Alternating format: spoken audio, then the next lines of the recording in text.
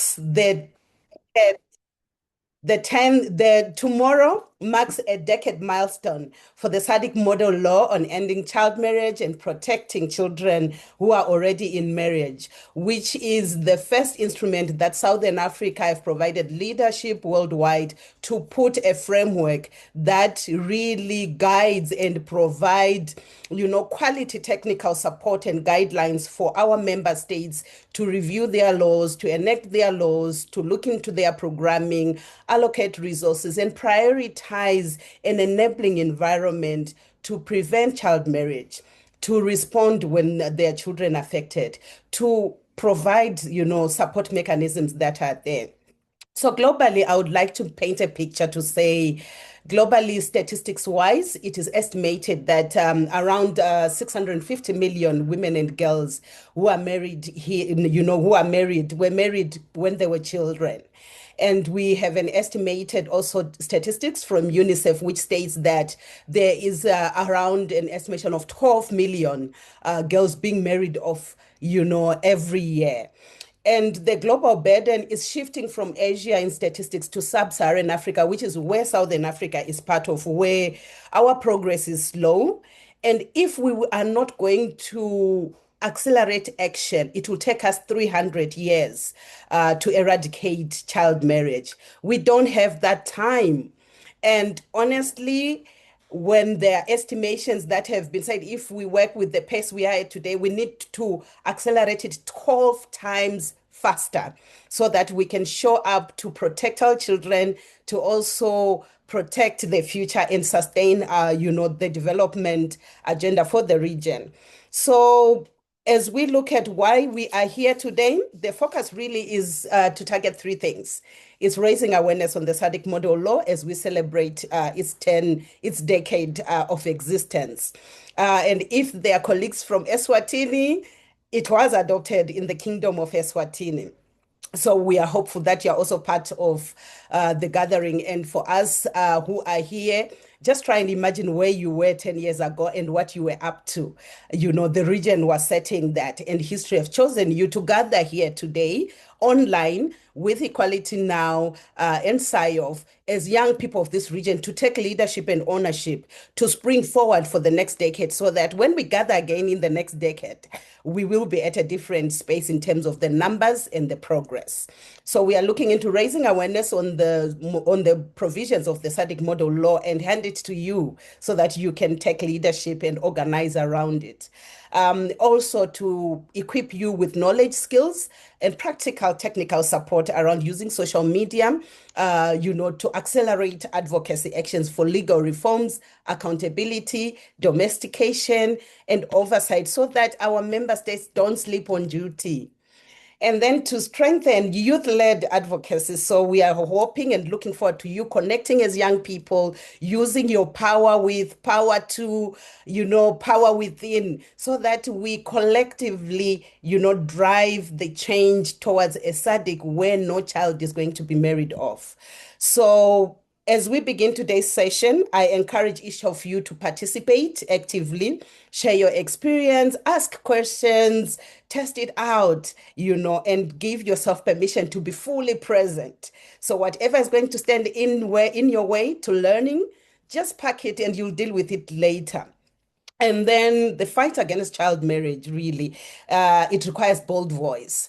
And we cannot be apologetic about it. We have no time to wait. We have no time to waste. Your voice matters, your activism matters, your power matters, your platforms matters. So at this point, let us use the power of social media. Let us use our power and all the spheres of influence that you occupy and command, so that together we accelerate progress towards a Southern Africa free from child marriage. Welcome, and I wish you all a productive and fruitful session, and cheerleading you all the way. Let's get learning.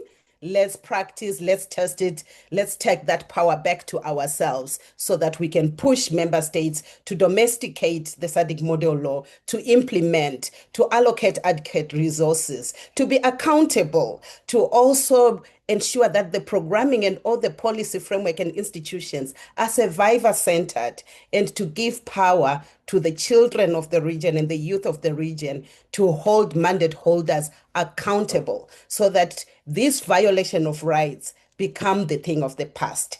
Thank you and welcome. I'm looking forward to the session. Back to you, Spiwe.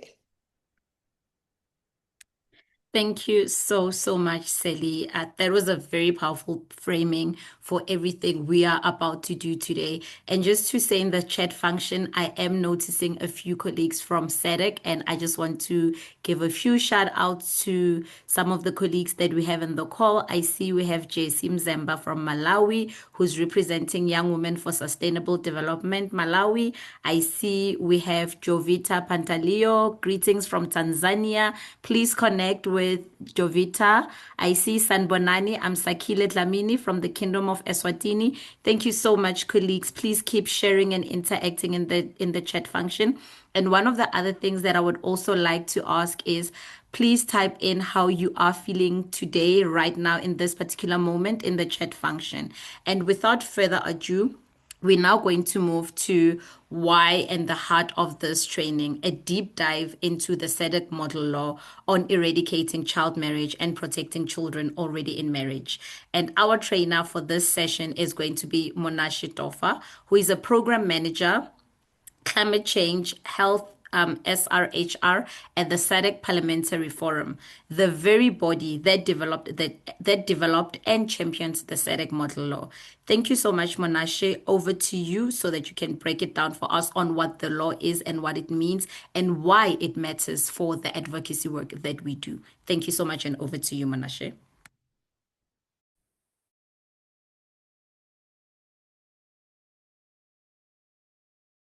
Yeah. Confirm you can hear me now? Yes, we are able to hear you and we can see your screen. Thank you so much. Okay. Thank you. So, colleagues, thank you for the invitation to come and speak about the model law on eradicating child marriage and protecting children already in marriage. And my name, as I have been correctly identified by Spiwe, is Munashe Tofa, and I'm a program manager for climate change, environment, health, and SRH at the SADC Parliamentary Forum, which is the very body that developed this model law. And just a brief background about the SADC PF. The SADC PF is really the legislative arm of the SADC region.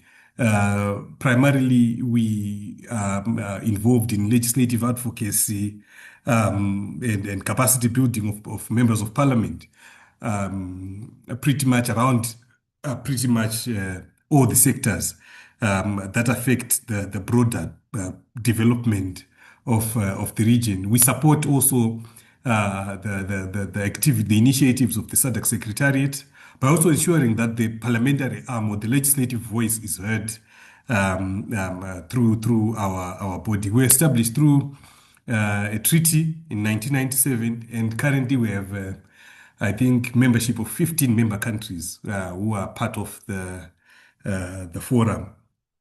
We have biannual plenary assemblies where members of parliament meet and discuss issues of interest. Specific to this model law, we have standing committees, such as the Standing Committee on Human and Social Development and special programs, which focuses on the broader issues affecting human and social development, as the name suggests. We've also had other standing committees, such as the Women's Parliamentary Caucus, the Gender Equality, Youth Advancement and Women Development Standing Committee, with the Standing Committee on Trade, Industry, Finance and Investment. We have a Standing Committee also on Democratization, Governance and Human Rights, as well as the Committee on Regional Parliamentary Model Laws Oversight Committee, which really is mandated to develop these, or to oversee the development of these model laws. So you might be wondering how you can engage the SADC Parliamentary Forum. And I think primarily we operate as, like I said, as a parliament, and most parliaments are also open to engaging with citizens. So you are also free to to engage us directly via our social media handles and via even the program managers, staff that you can also search online and get in touch with and bring your issues to the fore. We also have a civil society organization engagement framework, which really defines how we engage with other civil society organizations. And you will find then that as we developed this model law, civil society organizations and youth advocates, as you can see, were quite active in developing this model law. Primarily, we had support from UNFPA and Girls Not Prides, is part of those who were primarily active in the development of this model law in 2016. But there was also, because the model law development process is quite an engaging process, we also engage the citizens and various bodies so that we also get their input in their thoughts on various model laws. So more recently, we're developing the model law on prison oversight. We are looking also to come up with a model law on climate change and a model law on safe abortion. But we'll still also open for engagement. We open, as we go through the development process, we open for your voices. We have virtual public hearings and sometimes resources permitting. We also have expert hearings where we also invite you colleagues to come and also present your thoughts before members of parliament across the region. So that is over and above what SADC PF is. And I'll just then go straight into the model law. And I decided not to I deliberately avoided coming up with the slides because I am tempted to think that those slides would summarize the model law, and the summary would then, in some instances, lose the meaning or the import of the broader model law. So instead, I opted to look at the guide, to share the guide. I also shared with Spiwe earlier in the morning. I also shared it in the chat. The guide to using the model law on eradicating child marriage and protecting children already in marriage. And this was developed for parliamentary and civil society organizations and youth advocates such as yourself. And primarily, I think, drawing from the foreword of this model law, which was co-developed by UNFPA, Girls Not Prides, and SADC PF. There's one thing that is striking, that when a young girl becomes a bride, the consequences are lifelong. For the girl, for her children, and for a nation. Globally, every year, 12 million girls are married before the age of 18. And over 650 million women alive today were married as children. In East and Southern Africa, 35% of women are married before the age of 18. And this pretty much sums up the import of developing this model law. That is why the forum saw it fit to ensure that we come up with a framework, a sort of a piece of legislation that will guide member parliaments and member states to reform their legislative frameworks around child marriages, to ensure that we try and eradicate the issue of child marriage. But also we went beyond that, noting that it is one thing to want to eradicate child marriages, but it was also another thing to also put measures within the model law that will also protect those that have been married. In some instances, as when you get time to read through the model law and even the guide, you'll find that there were various contentions to say what happens when a girl falls pregnant and culturally she's supposed to be married she's now supposed to be married, but she feels like she cannot be married or she cannot stay in that kind of marriage. What kind of support are we as member states expected to provide to that young girl? So that it also informed the import of why it also extended the definition or the title of the model law to include issues to do with the eradication or the protection of those already in marriage. So you look at the structure of the model law as provided for by this guide and this table of contents, where we begin to look at what really is a model law. and the import of why we developed the model law, which I've already touched on, the objectives of the SADC model law, the key features, and how can the model law used to accelerate change at national level. So my presentation, colleagues, will really be limited to pages 7 to 9 of this guideline. So I'll go straight to page 6, really, which section 1 really on page 5, which provided an overview of child marriage in the region, and you'll find that there were varying definitions of child marriage across the region, and there still are varying definitions. And broadly speaking, it is defined as a formal marriage or informal union in which one or both parties is below the age of 18. And it is a violation of human rights in our contextualization of it. And I think by that quote that I opened my presentation with, we really summarized how it becomes a violation of children's rights. And this paragraph also continues to explain that it affects the access to the rights to health, education, equality, non-discrimination, as well as the right to life free from violence and exploitation. Also mindful of the fact that in most instances, when a child is married and she is not willing to be part of that marriage, she usually faces countless acts of violence and exploitation, which then also impede on her enjoyment of any other rights that might be enshrined in many international and regional human rights instruments. So you'll find that, like I mentioned, in our region we have varying definitions of child marriage. Some provide child marriage with exception to say you can be married, a child can be married below, no child can be married when they are below the age of 18, but with the exception of traditional and religious considerations. Others will put the age of marriage at 18, others in other countries, or at 16. In other countries, there is a disjuncture between the age of consent to sex and the age of consent to marriage, where the age of consent to sex will be put at 18 years, but the age of consent to marriage will be put at 16 years. And we would also know now that that discrepancy gives a legislative or a gap or a lacuna in our legislative framework. So our model law then also sought to cover those gaps and provide a comprehensive definition of what child marriage is. And this model law uses a strong definition of child marriage that includes both formal marriage and unions conducted under customary law. And this is critical because of the legal pluralism that I was talking about, which is common across Southern Africa, which also often leads to contradictions between statutory law, customary law and practice, where at customary law, a child is ripe for marriage as soon as the day that they see their first period. A girl is liable for marriage at the day that they see their first period. It does not matter if it's at 9 years or at 13 years.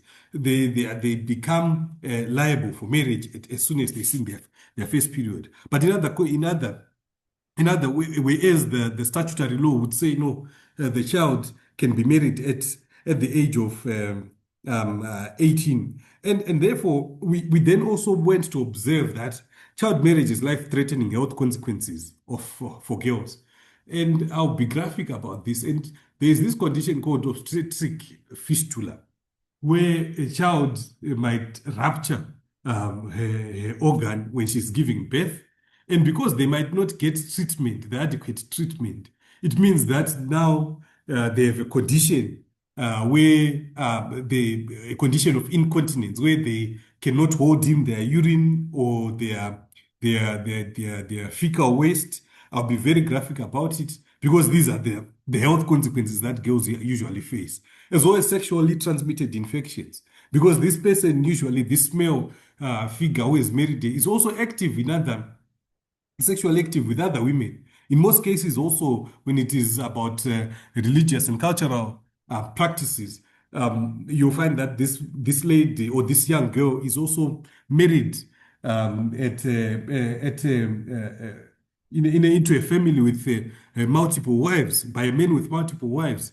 So these are some of the issues that would have we observed. And then it keeps girls and communities poor, because usually when the girl becomes pregnant, the first thing is to drop out of school. And when they drop out of school, it means that the chances of participating meaningfully in the economy become limited. And then it also then translates into a poor and a lower standard and quality of life. So in the region, statistics shown really review that there are still countries with higher rates of child marriage. Mozambique, for example, 48%, Malawi 42, Madagascar 41, Zambia 31, Zimbabwe 32, South Africa 6%, Swaziland, Lesotho, Namibia, DRC with 37%. And it does not mean that these statistics might not have changed. They could have changed. We could have realized a slight reduction in the rates of child marriage. But also now, we begin to think about other push factors for child marriage, which are primarily accelerated by climate change, for example, which is and also a conflict. For example, in Mozambique, which is quite vulnerable to the impact of climate change. Madagascar, which is also quite vulnerable to the impact of climate change. We look at Malawi and Zimbabwe, where we see trends to do with religious and cultural practices. And then we go to DRC, where we begin to see also the impact of climate change, as well as the impact of conflict on the higher rates of child marriage. The same goes to Angola, where we are looking at conflicts around ownership of natural resources, which naturally then leaves young women and girls vulnerable to child marriage. And as you see now, our model law now came to address some of these statistics, to say we are giving you, as the forum, we are giving you a framework which can be utilized by member states to develop or to domesticate and reform their domestic legislation around the provisions of the model law. So the model law, by definition, is a set of legal standards on a specific issue. In this instance, it is on child marriage, which are offered for the consideration of and adoption by national legislators as part of their national law. It typically embodies a detailed set of provisions inspired from international, regional, or sub-regional standards on a particular subject. So in this instance, it serves as a sample or reference law that can be used by national governments. They are not developed with a specific country in mind, but rather as a template that could be applied to several countries. So we take cognizance of the legal pluralism that is existent within our region when developing these model laws. So they are then adopted at a regional level for a set of countries facing similar challenges. So then countries then are free to then take provisions of the model law which they find relevant to their context, and they then begin to reform the reform process of their legislative frameworks basing on the provisions of the model law. So at the why it was developed, I think the motivation came during its 35th plenary assembly, where SADC-PF adopted a resolution that called for concerted efforts to end child marriage in the SADC region.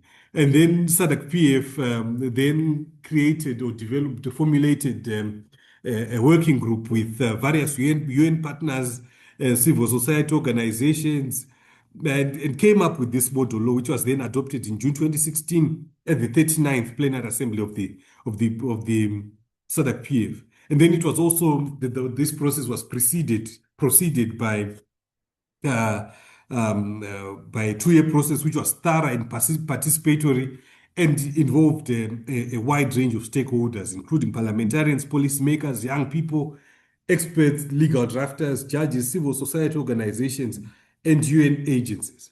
So the objectives of the model law then were to encourage the adoption of progressive marriage laws and the reform of outdated laws, to provide specific guidance to national legislators in Southern Africa on the content and provisions of effective child marriage laws that would be binding at national level, and then promote regional and country level harmonization of child marriage related laws across and within member states, laws on sexual offenses, laws relating to gender equity and equality, penal laws, marriage laws, or divorce laws. And I'll just speak briefly on this. We have seen in countries such as Zimbabwe, where the Marriage Act was amended to outlaw child marriages and set the age of marriage at 18. It also then set a minimum mandatory sentencing for anyone who's found to be solemnizing any marriage that involves children or that involves children. It also then we also saw in Zimbabwe the reform of the Criminal Codification Act, which then aligned the age of marriage and the age of consent to sex at 18. We also then saw the introduction of the minimum mandatory sentencing for rape set at 15 years, and we also saw other developments, similar developments in countries such as Lesotho, in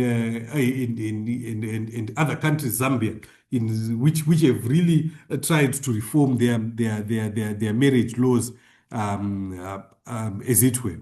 And then another objective was to provide clear definitions of terms such as a child and child marriage to avoid ambiguity and enhance consistency, and to set the legal minimum age of marriage at 18 for both sexes without exceptions, as commonly seen in existing national laws. So you find that in some countries, without naming other countries, age of marriage for a man would be at 18 years and for a woman would be 16 years. And that is why we also then had that objective of this model law. And then to reaffirm a human rights approach focused on the rights of women and children to tackling the issue of child marriage. We thought about looking at it now not as an issue, a gender issue, but a rights issue, that we need to come up with a human rights, a rights-centered approach to eradicating child marriage, but also protecting those already in marriage. And then to serve as a standard for national legislators, because the role of parliament is primarily to legislate and then promote accountability, and then put the issue of child marriage on the agenda and serve as a stimulus for debate, as well as an entry point for advocacy. And that is why we are having this discussion, so that as young people become the staunch advocates of eradicating child marriage, and also ensuring that our domestic legislative frameworks also have provisions to protect those already in marriage, and then encourage data collection and in-depth research to guide design, implementation, monitoring, and evaluation of programs to ensure that they address the needs of the most vulnerable and at risk group of girls. And I'm quite aware that the forum with its partners has also developed a dashboard, which will be launched, I think, at the coming plenary assembly, to really give life to this objective, to enhance data collection, and then also ensure that people can learn from what other countries are doing using that dashboard. And once it will be launched, I think it will be a very public document. I'm not sure on how it would operate, but it will really become a tool for data collection and in-depth research on those interested in issues to do with child marriage. Issues of disability were also touched on within the child marriage. So the key features, as I am going to wrap up, of the model law is that it is holistic and comprehensive, in that it goes beyond marriage, providing a multi-sectoral framework for prevention, protection, and mitigation of the effects of child marriage through provision of comprehensive sexuality education, which in most countries has been adopted, but given the developments that have been occurring in the SRHR space over the past 1.5 to 2 years, we are seeing a rolling back on comprehensive sexuality education.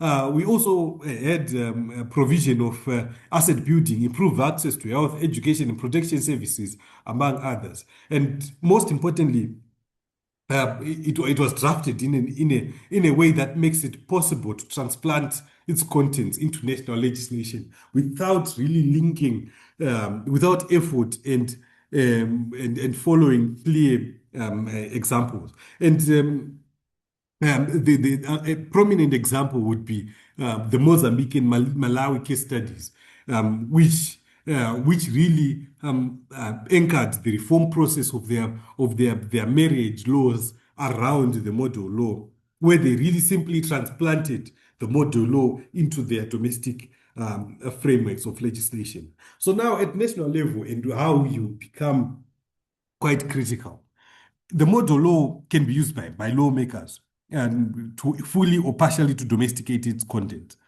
And lawmakers can also create a new comprehensive national law on child marriage that also encompasses all the areas of the model law while adapting relevant provisions to suit the national context. Also, national legislators may also review its existing legal frameworks and draw from different parts of the model law to amend specific existing laws to align with the standards set by the model law. And the model law can use as a reference point for policymakers to initiate or influence policy reform processes. And I'll touch briefly on that one to say this is not also limited to the lawmakers. As you as citizens reserve the right to also initiate these conversations. There are various tools that are available to citizens of any country when they want to engage parliaments. One of which is to engage them directly when they come to your constituencies, if they come to your constituencies. And then you engage them directly on why you would want them to, on issues that you, or the gaps that you feel need to be addressed and can be addressed through the model law. Another way is to use petitions, where you can write a petition to your national parliament, identifying a problem, telling them where the problem is, proposing solutions that you think parliament can take to implement this. And in most cases, in most contexts across the region, particularly in the English-speaking parliaments, parliament is then enjoined to then conduct public hearings on the issue that has been tabled before through the petition. And then once it does that, it then develops a set of recommendations that are then taken into consideration, tabled before the House, and then transmitted to the executive for implementation. So it is one avenue that you can utilize when you are trying to influence the policy reform process.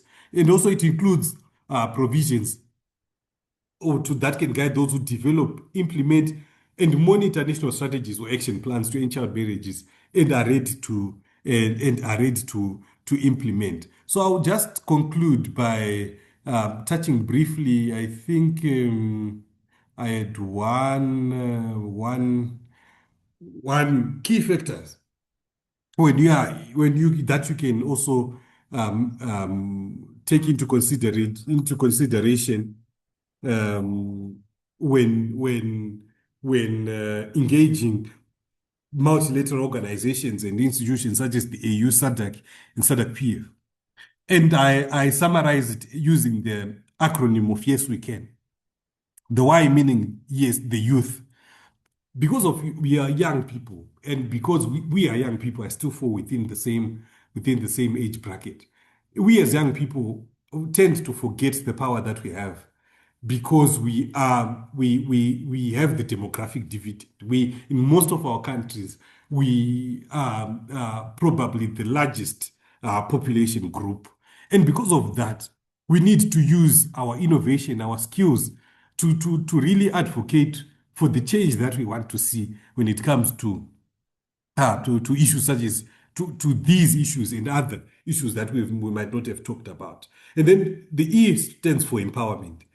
You cannot approach institutions such as these without empowering yourself with knowledge, without empowering yourselves with the necessary skills and capacity to be able to present your argument in a coherent manner, in a manner that they will understand, in a manner that will really show the gap, demonstrate where the gap is, and demonstrate the need for parliamentary intervention. But as we demonstrate the need for parliamentary intervention and as we bring in our recommendations, we must ensure that these are sustainable and scalable. Which brings me to the S. In most cases, what we have seen from my experience is that when young people bring in their recommendations to national parliaments or even regional bodies, the recommendations are usually unsustainable and unscalable. Unsustainable in the sense that I'll give an example. At one point, someone wrote a petition to say we need the government to provide a sanitary way for every woman in the country. That country is about a population of about 8 million women. And it pretty much by show of, by simple calculations, you could tell that this recommendation is unsustainable and also unscalable. And then the willingness must be, you should be willing to go the distance to really continuously engage. And then as you engage, you need to understand that whatever you ask for today might not be given because governments and regional bodies are bureaucratic. So you need to be able to have the patience and the willingness to continue to engage, and then collaborate. Don't be fragmented in your approach, and also ensure that there is advocacy. Continue to advocate in your capacity, in your communities, on social media, various platforms, and then continue to network and negotiate. No, mindful of the fact that networks will get you into spaces that ordinarily you will not be able to gain access to. And then be willing to negotiate because you will not get everything that you would want. So by and large, colleagues, I've taken much of your time and thank you for listening. I hope I made sense and I open the floor for any interventions, questions, and contributions. Thank you and over to you, Spirit. Thank you so much, Munashe, for that. That was very rich. That was very insightful, informative. I don't know about the other colleagues, but I definitely learned a lot of things that I was not aware of. So because the session is quite interactive, what I will do is if you have any questions or comments, please drop it in the chat function or kindly raise your hand. We'll take 2 or 3 questions and the rest of the questions can be typed in the chat functionality. And that's because we don't want to lose the colleagues. So I'll just see if we have any hands at the moment. I see, okay, I will give it to Veronica. I will give you the option to speak. Please unmute yourself and ask Munashe the question.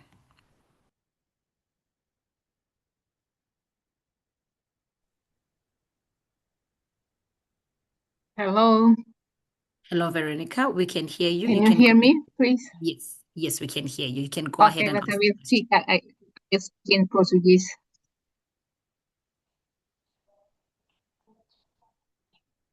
Maybe I will need a translator for Portuguese to English. Okay, no problem. Our translators, if you can be able to hear Veronica, please translate for her. If not, they will translate in the chat function. But you can go ahead and ask the question, Veronica. Okay, thank you so much. A minha questão primeiro é agradecer o encontro e o primeiro preleitor que fez a apresentação.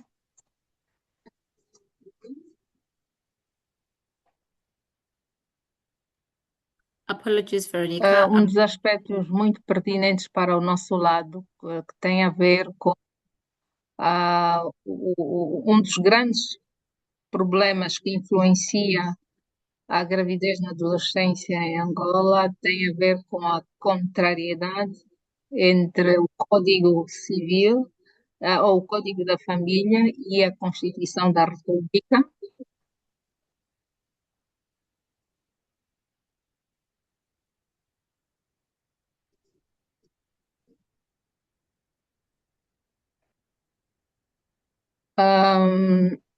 A questão que nós poderíamos reforçar em termos de triangulação e cooperação seria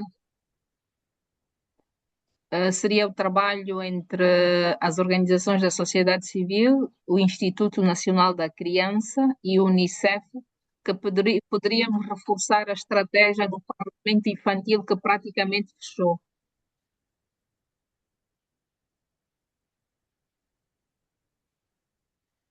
Eu estava a dizer que o que aconteceu em Angola anos atrás é que existia o Parlamento infantil. O Parlamento infantil fechou há alguns anos atrás por causa de fraca influência dos atores sociais. E com esta plataforma seria importante revitalizar o trabalho em parceria do Instituto Nacional da Criança, Unicef e Equality Now, em parceria da PMA, para reforçar o Parlamento infantil.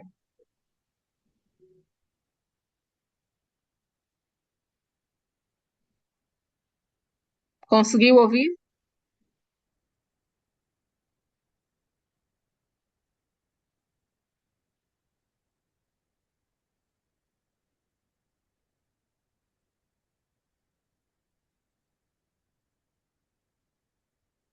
Verônica.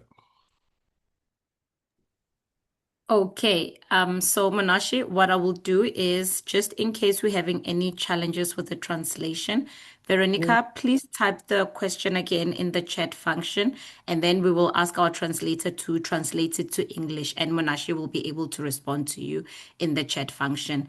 I'm so sorry, due to time. All right, sorry about that. I'm so sorry about Yeah, that. it's fine. Due to time, I'm going to just quickly give to Ison, I hope I'm pronouncing your name correctly, to ask your question to Munashe, and then we will have to move on to the next session of the program. Ison, please go ahead and speak.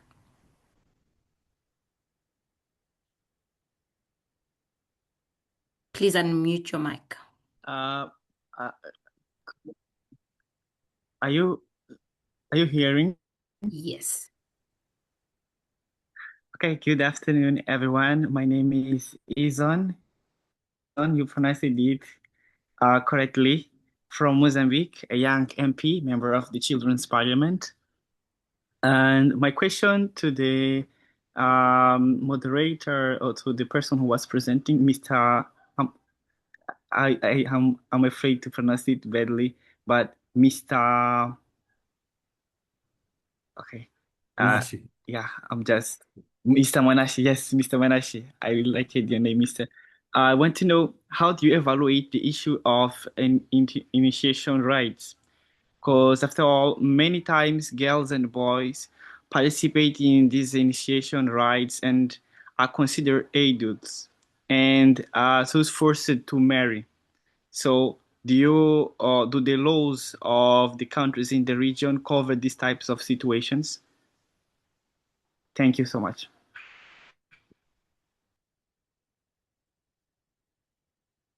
Thank you. Spiro, can I respond? Yes, sure. Yeah, I think I'll start by touching briefly on Veronica's submission, and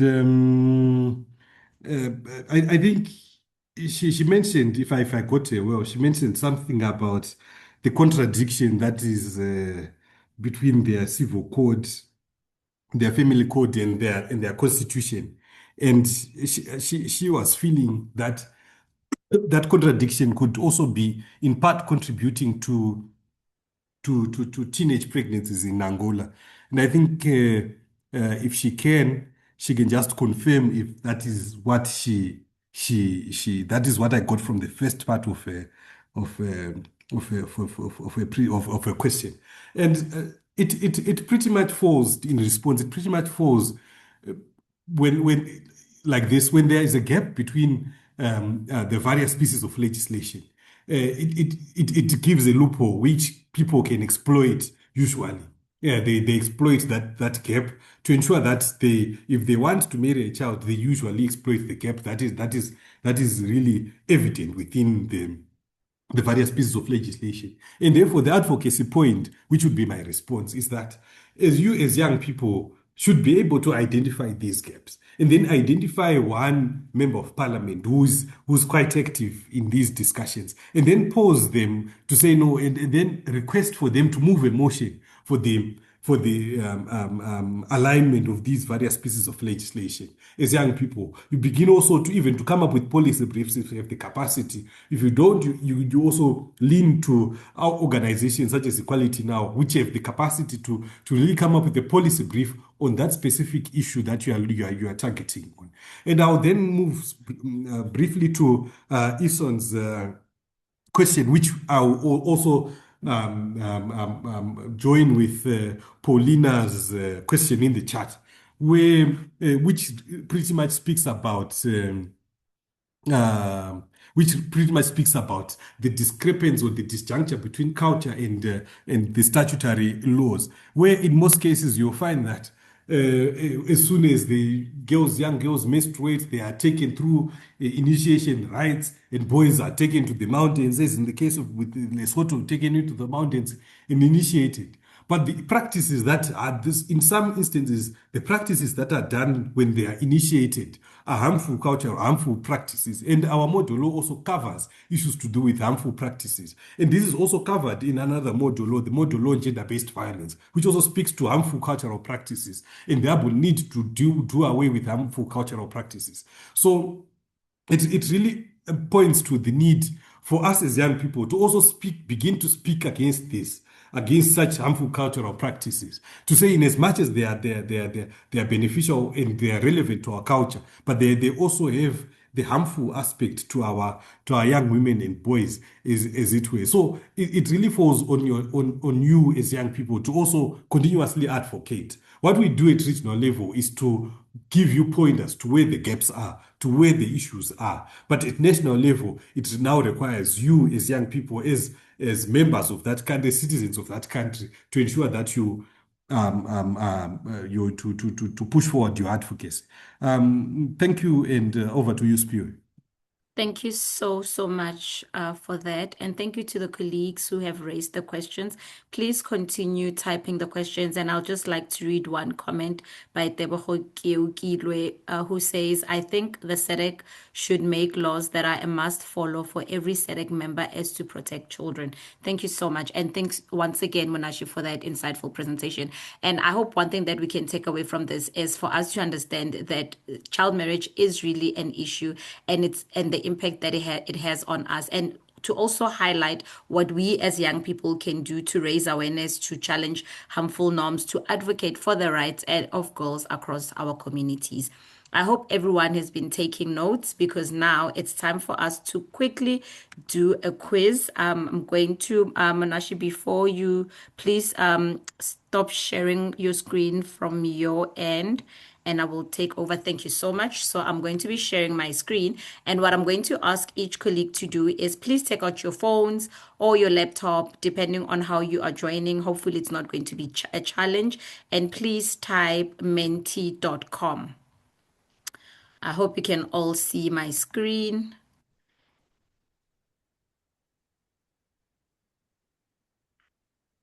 So you will see here, let me do this. So please type menti.com and please input this code. As soon as you type Menti, there should be a code that comes up on your screen. The code is 82374267 when you type in menti.com. And this is just to see and to test you on the questions. So the first question is, according to the SADC Model Law, what is the minimum age of marriage? If you're not able to use the Mentimeter, it's fine. You can also input your responses in the chat function, but please do type in. I'm going to give you 10 seconds, 5 seconds, 3 seconds, 2 seconds, and 1. And just to show you that the correct answer for that is 18 years. So according to the SADC Model Law, the minimum age of marriage is 18 years without any exceptions. Now, moving on to the next question. Which of the following is a right of every child under the Model Law? 1, free and compulsory primary education. 2, accessible secondary education. 3, protection from harmful practices, or all of the above. Please vote and put in your responses. You have 10 seconds. You have 5 seconds. You have 2 seconds. Going once, going twice, and we're closing it. And very good. 16, 17 people got it correctly and said all of the above. Now, the next question is, which of the following is not listed as a cause of child marriage in Southern Africa? 1, is it poverty? 2, gender inequality? 3, urbanization? Or 4, tradition and culture? Which of the following is not listed as a cause of child marriage in Southern Africa? We did hear Munashe spoke about poverty, and he spoke about other factors. Okay, we're closing in 10 seconds, 5 seconds, and we will be moving on. So yes, it is urbanization. And then again, another question is, what percentage of children are married before age 18 in countries like Malawi and Mozambique? Munashe did touch on Malawi and Mozambique, also referencing the issues of climate change and so forth. Is it 20%, 35%, or over 50%? We're closing the poll in 10 seconds, 5 seconds, 2 seconds, 1, going once, and the answer is over 50%. So thank you so much to all the colleagues who voted. So just to show you the percentage of the children in Malawi. So this is basically just to show you the current spike that we currently have. And those are all the questions that we have. And a big thank you to everybody who's been listening and paying attention to the presentation. Now, moving on to the next speaker, I want us to be attentive to the next speaker who will be coming in, as she will be touching on the issues from policy to people, from the law to the lived experiences. Now, this speaker brings both personal and professional expertise to the work that she does. Her name is Dr. Vivian Joseph, and Dr. Vivian Joseph is the founder and executive director of Watoto Africa Initiative. They are based in Tanzania, which is an organization deeply committed to protecting children and amplifying girls' rights voices across the continent. And Dr. Vivian's session is titled, "I Could Have Been a Child Bride, and Why We Must Accelerate Action for Girls' Rights." I will leave it here and hand over to you, hand over to Dr. Vivian. Thank you so much.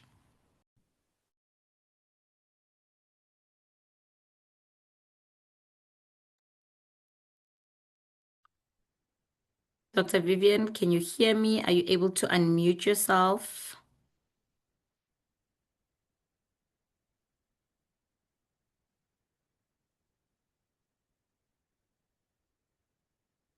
Okay, I think Dr. Vivian might be having slight technical issues. Dr. Vivian, can you hear me?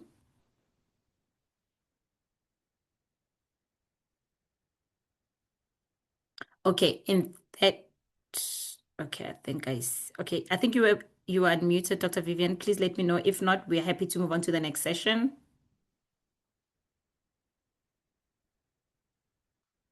Okay, in that case, no problem then.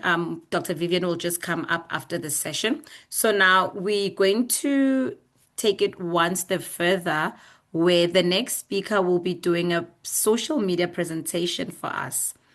And am I still audible? I'm not sure if it's my network. Sally, can you please just confirm for me? Yes. Yes, Oh. we can hear you. All right. Thank you so much. Thank you so much. Okay, so we're going to take it one step forward, and we are now going to invite Takaiza. Takaiza, sorry, I'm not going to pronounce your surname. I'm sorry, I'm going to butcher it. But I just to let the young people know and the youth that we will be doing a social media training. And this is just to say, please be engaging, please listen, and we will hand over to you, Takaiza, to do the presentation. Thank you so much. Thanks very much. And hello, colleagues. My name is Takayeza, but I'm comfortable with people calling me Taka. Just to give a shout to Munashe for such a brilliant presentation, very informative. We ever organized this event and thought that we could speak after Munashe did not do a good job because really it's very difficult to speak after such an amazing presentation. I'm going to be brief because my time is limited for such a lengthy, deserving time presentation or a training. But again, we are going to be talking a little bit about using social media, why it is very important, especially in the context of advocating for the adoption, mainstreaming, and maybe the use of the SADC Model Law again on child marriages. I think the presentation by Munashe was very comprehensive. Maybe I would like to start by the statement that says going viral is exciting, but influencing policy change is better. The trick is knowing how to do both, because what we have seen over the time is that most people are good really at just creating content that could be viral, but still not able to influence the necessary change that they aspire to see happening in the community. Forgive what is on the right side of my screen. I don't know why you were reading that, but you were supposed to be listening. Who move to something that I think is important before I really speak more about how to use X and Facebook. I don't want to assume that everyone really has mastered the art of advocacy. So in 2 minutes, I'm going to quickly do a rundown of what an advocate strategy should look like so that we know why it is essential. So I think what is very important, wherever you want to engage in using social media, you need to start by understanding what is the problem that you are trying to address. I think in this call, it was clear from Munashe's presentation that we are really looking at fighting child marriages, and we really wish to see people adopting the SADC Model Law that has been prepared. And after understanding the problem, because people should fully comprehend the problem, and we should also be able to articulate the problem to people, its magnitude, because we need to have a buy-in of people. So we need to really make sure that there's a comprehensive projection of the problem to everyone. Apart from that, what is then very important is to quickly envision a situation where the problem has been eradicated, borrowing the words from Munashe again. So we need to be able to envision the future, where we set the goal. What do we want to accomplish? What are our targets in terms of adoption of the SADC Model Law? What percentages? What do we really wish to see? I know Munashe touched on a number of things that are very inspirational in terms of mandatory punishments and all that. We need to see all types of solutions that we want to see to then realize the future that we want. So we need to do quality envisioning to really project the future. But apart from that, we then need to know who holds the power to really implement the solutions that we want, or to influence the solutions that we want. So after identifying the power holders or the influencers, we then need to know what type of message do we need to communicate with them. And our message should be very clear.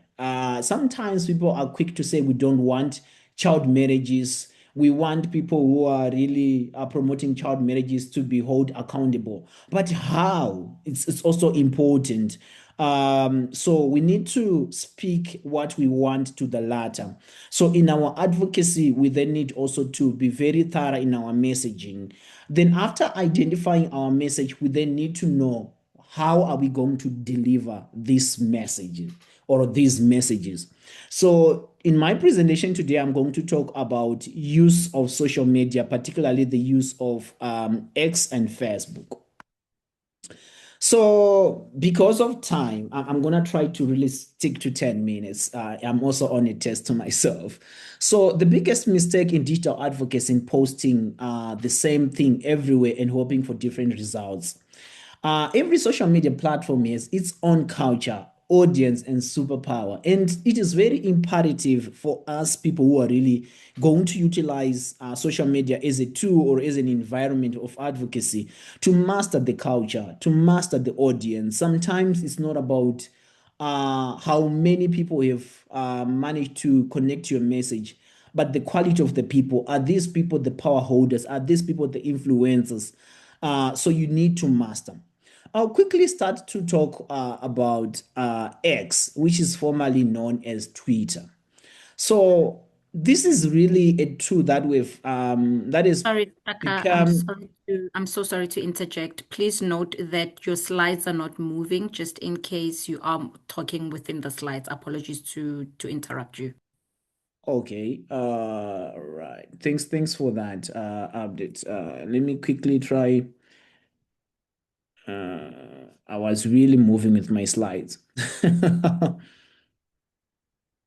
I'll try to really reshare my screen and please let me know if my slides will be moving. Can you see my screen? Yes, I can see it. It's still the Yes. slide that I'm seeing now says child marriage, the biggest mistake, but it's still not in presentation mode as yet. Serious? From my end. Oh my God. Maybe It's saying what you what? can so what you can do is maybe you can minimize with the arrow just so just on the right after the plus sign so that we don't see the next slide. Please move your cursor to the right, all the way to the right, next to the plus sign at the bottom. Yes, and then next to it. Yes, please. Oh no, that's adding a page. Oh, I thought it was going to minimize it so that we don't see that. Instead, we see the screen. And if you try to present it in full as a presentation, let's see what happens there. I'm so sorry about that. Can you see it now? What is it saying? It's still not in presentation mode, but perhaps you can select the slides manually then. That's what. Okay, so maybe because of time, what I'll quickly do. Um,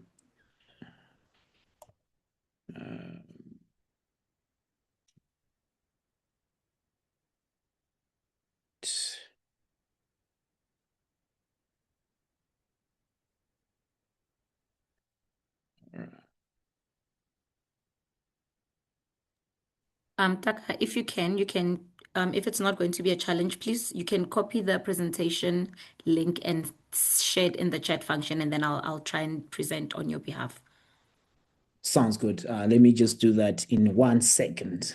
That's Okay, easy. all right. I'm so sorry about that. No worries, no worries. Thanks very much for being willing to support. Anyone with the link? All right.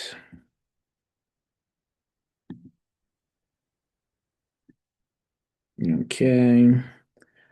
You said I can paste in the chat, right? Yes, you can, or you can even in the chat just send it directly to me. Yeah, I'll send it to you. All right. Okay, correct. I'll be sharing shortly. Okay, amazing. So while least you are setting up, Okay, can you see my screen, colleagues? good. Yes, we can see. Can you move to the second slide? Okay, stuck here for a second. So I just want people to see, and yeah, let's move. Let's move. So let's move to the next slide. So yeah, this slide, that's where I was really talking about advocacy strategy, where it is very crucial for you to master. You just need to have it in the back of your mind in terms of the problem that you want to communicate, the goal, or that what you want to achieve, and who are you communicating to, the solution makers and the influencers. So you need to be sure of the audience. Then you need to also kind of like know your message. What do you want to communicate? Like what I've mentioned earlier, and then know the strategy. So on the strategy, that's where I was saying that I'm going to talk about X, formerly known as Twitter, and Facebook. Yeah, next slide. So like I said, that the biggest mistake in digital advocacy in posting the same thing everywhere and hoping for different results. So every social media, what we need to understand about it, or every social media platform or a site has its own culture, audience, and power and superpower. So this is something that we need to master. So when it comes to X, what we need to know is that it is the influencer and the influencers. So it influences the influencers. So it's based for policymakers. So whenever we are talking about SADC model law, we need to know that most politicians are more comfortable with using X because it has been it has become a reliable platform for fruitful conversations. I know that Elon Musk's liberalization of the space has actually diluted it a bit, but it remains one of the most influential platform where policymakers engage. I think you can see a lot of debates taking place at this platform, and also it is also about real-time advocacy because it is one platform where we've seen that if you want to go viral with no time, go to X, because there is also issue of short messages, quality reach, and it also has quality algorithms that supports quick visibility. So it has also been a very useful tool in terms of holding leaders accountable. In this sense, let's say I know Munashe talked about engage. For example, you have engaged in public debates, you have engaged with policymakers, if they've made some certain commitments. It is also a very good platform to kind of like remind them. You kind of like tag them to say, you promised this, where are we? I know people who are familiar with also like the Zimbabwean campaign by one of the progressive civil society organization called Zimco. They once ran a campaign called How Far. So it might also be very important to really kind of like do some follow-ups because the message is quick, the visibility is also quick. Then you can also run trending campaigns through use of hashtags. I'm going to explain a bit about how to use hashtags in my next slide. But what I know you can quickly gain from using X is strong opinions. Most debates are kind of like progressive. Then you also have data. In fact, I know for sure that it also is also a very good platform to run quick polls. Quick reactions.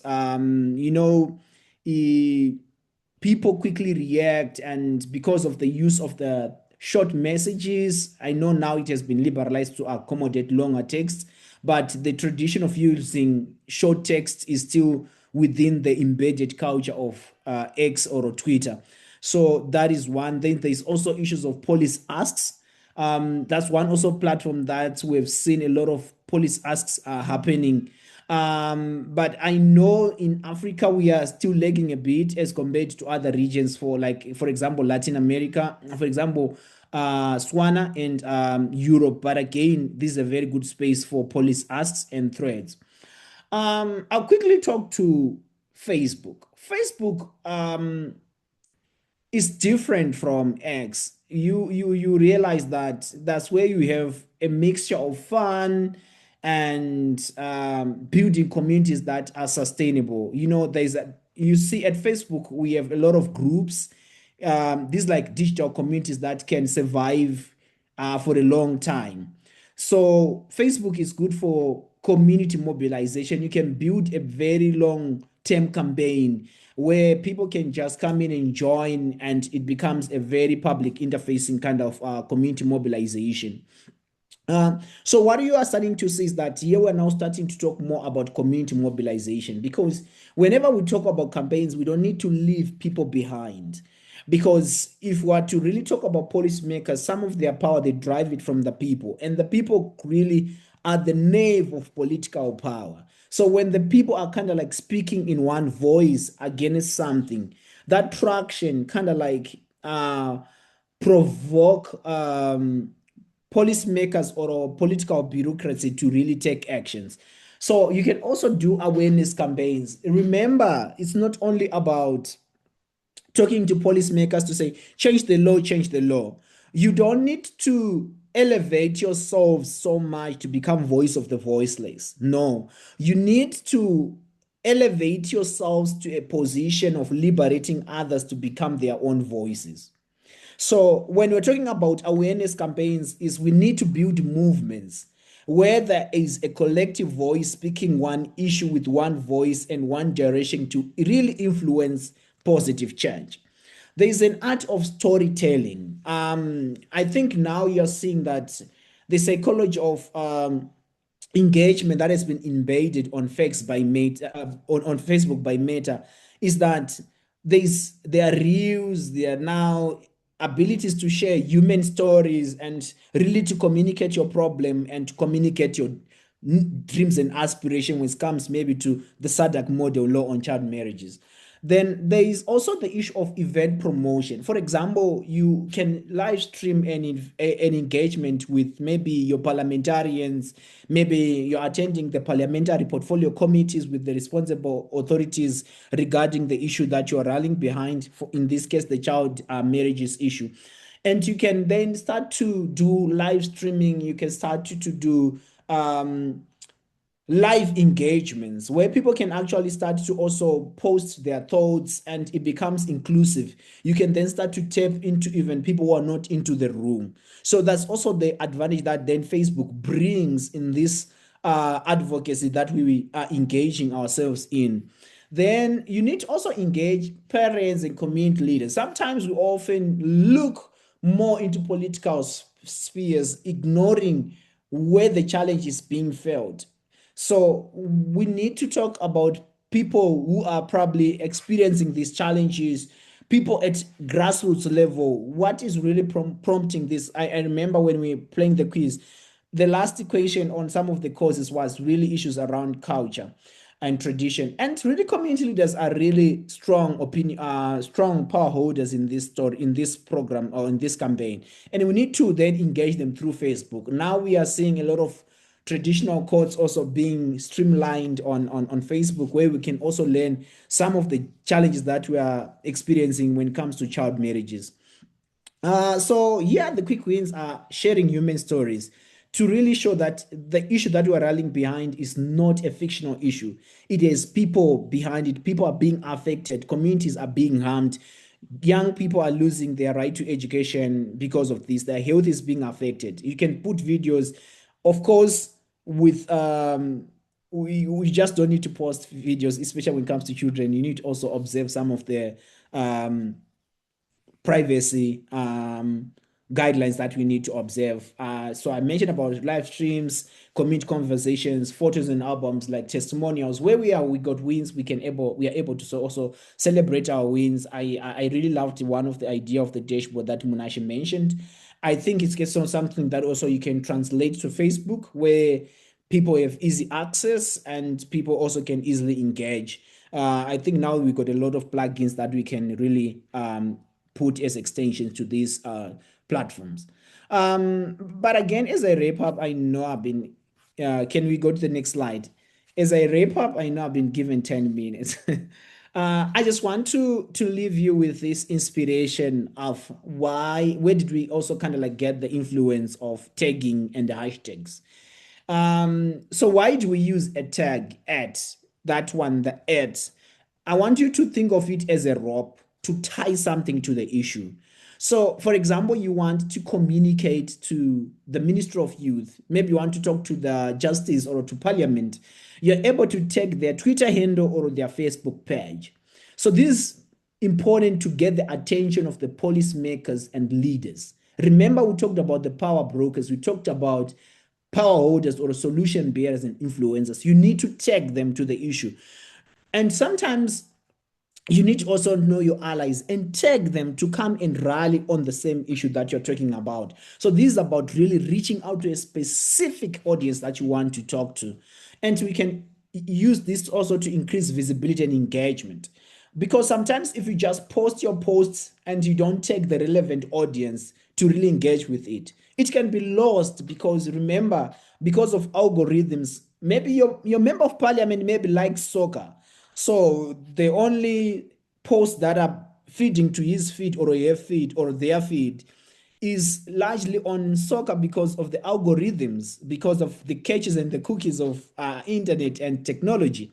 So you need to deliberately or intentionally tag them as a way to invite them as the necessary audience to really realize that there is an issue that they need to pay attention to. Then there's also this also kind of like encourage responses and accountability. You're saying this is your issue, I'm directing it to you, that's why I'm taking you, respond. Then you connect your message to the influential voice. So sometimes it's also about maybe knowing who is who in the media space and really kind of like take them to also amplify the voice. I give you a good example there. Then why the hashtag? So I mentioned the edge, we can use it as the rope, but the hashtag now is about tying posts together. It's like tying the firewoods together. So if we use one hashtag, for example, end child marriage, for example, if all of us today were to reflect on our social media posts and we use the same hashtag on Facebook or on X, if one is to click that one hashtag, is able to then have access to all other posts because they are tied together. So a hashtag kind of gives one hashtag enough visibility or a branding. So it unites people around a common cause. So in this campaign as a region, we might need to also kind of come up with one hashtag that we are going to normalize, or three or two that we are going to normalize. As I was saying, for our collective campaign, these are the hashtags that we are going to be using. For each and every post related to our campaign for the adoption of the SADC Model Law, these are the hashtags that we are going to be using, so that when one clicks that one hashtag is able to see all the conversations that are going around on that same campaign. This also kind of like increases campaign visibility. That's where we then realize the issue of trending, that, oh, this issue is trending. It is trending because of one hashtag that is giving more visibility to different posts on one issue. You are able to track the conversation and engagements. Like I said, if you're then going to click that hashtag, you are then able to then see, oh, so and so is talking about this issue, so and so is also talking about this issue. You are then, it also then provides easy access to conversations and engagement. You build momentum for advocacy actions. A hashtag can survive even for 5 years. One of the inspirational hashtags that I've loved over time is the one by the Center for Human Rights from the University of Pretoria, which is Stand Up for Human Rights, hashtag Stand Up for Human Rights. If you click it, you connect some of their engagements with the UN, with the special rapporteurs and all that. So it's one of the good hashtags that has been inspirational to me. So what I can say is social media advocacy is not just about what you say, it's also about who sees it and how far it travels. Next slide, please. That's my last slide, I guess. So yeah, colleagues, comrades, friends, it was also nice to see Ncube, one of my good comrades that has inspired me when I was joining the space up to this very day. Trust me, my English bundles is depleted. I can only serve a little bit to respond to questions, comments, and reactions. Thank you. Oh wow, Taka, this is so beautiful. And I like this last slide that says English bundles depleted. And Taka, I'm just going to kindly ask that we move on to the next sessions, and then we'll take questions at the end of the session. And what we can also do is, if there are other colleagues who don't mind, please type your questions in the chat function. I'm so sorry. This is because time is not on our side at the moment. So I'm just going to kindly ask that you type the questions in the chat function, or you can take the questions towards the end. But thank you so much. And I also liked what you said when you said social media is not just about what you say. It is also about who sees it and how far it travels. Thank you so much for that very very practical content. And as you were speaking, you actually reminded me of this one time when we had a community issue, and because I didn't have a lot of neighbors' numbers, what I did was I actually created a Facebook group, and I invited a few of the neighbors that I know, and then everybody started joining that Facebook group. And this was before WhatsApp groups became popular. So we actually had a Facebook community group where we were sharing everything, whether we're seeing anything that's dodgy or any other thing. So that's just to say, if there's anything that you can do in the space in terms of creating teamwork, collaboration online, please make use of it. And even how about we even right now, each and every person who's on X, you can take out your phones and type. I think the hashtag that we're using was one region, one voice, if I'm not mistaken, as well as end child marriage. So let's go on X, let's post, let's go on Facebook, let's post. And while we're there, let's also follow each other on socials. So please do drop your social media handles in the chat function, and let's follow each other and connect. It would really be great for us to connect on social media outside of this session. Thank you once again, Taka. And just to move on now to the next segment of the program, I will be handing over to Dr. Vivian. Dr. Vivian, please do come through. If you are here and you can hear me, you can unmute and switch on your camera. Thank you so much. Thank you very much, SAYoF, and everyone that has joined us today. I'm more than delighted and excited to be here. I'm so honored. Well, I'm wearing so many hats, but today I will reintroduce myself as follows. And that is to, first of all, wish you a very good evening. And my name is Vivian J. Joseph, founder and executive director of Watoto Africa Initiative. As of this program, I'm really honored to join Equality Now and Southern African Youth Forum, SAYoF, and all partners that have committed to ending child marriage across Southern Africa. And of course, I do serve Southern Africa Youth Forum at a health cluster lead capacity. But why am I here in the issues of ending child marriages across Southern Africa? When I speak about child marriages today, I do not speak only as an advocate, but as someone who could have been part of the statistics. And as a young girl, I faced circumstances that could have ended up my education journey, altered my course of life, and perhaps you wouldn't have known the Dr. Vivian you all are speaking of or talking of or being inspired by. And it could have lived forever through my early marriage arrangement, which unfortunately didn't go through, and we thank God for it all. And I was fortunate enough to find support, to find mentors, to find opportunities that allowed me to remain in school and pursue my dreams to be where I am today. And as I stand before you, I'm doing my public health studies, have a background in medicine. I'm a youth leader in Southern Africa, regional advocate, founder of a local NGO in Tanzania. And I do my works to ensure that we are protecting and empowering children and young people. However, many girls across our regions are not given the same chance, like myself. And so when you speak about child marriages, it continues to rob girls' childhood, education, health, safety, and future opportunities, while perpetuating the circles of poverty and inequality. And I would say a major factor that also positioned me in that particular circumstances was poverty. And every girl is forced into marriage is a potential teacher, potential doctor, a potential entrepreneur, parliamentarian, and leader with a voice and whose dreams are cut short, like myself. And this is why the SADC Model Law on eradicating child marriage and protecting and safeguarding the rights and dignity of every girl is so important. And it shows the representation of a collective regional commitment to ensure that we are preserving and protecting dignity of every girl. And yet, it's unfortunate that laws are not enough.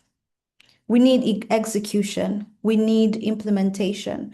We need accountability. We need communities to be engaged and to have meaningfully youth participation, which I applaud Equality Now and Southern African Youth Forum for making it happen for young people to have this platform, to be informed, to be knowledgeable about this model law. And as young people, advocates, and media practitioners, we have a responsibility to use our voices, our platforms to challenge harmful norms, amplify girls' stories like the one I carry, and hold our leaders accountable in protecting children. Well, I often say that I could have been a bride, but instead I became an advocate. And my story should not be the exception.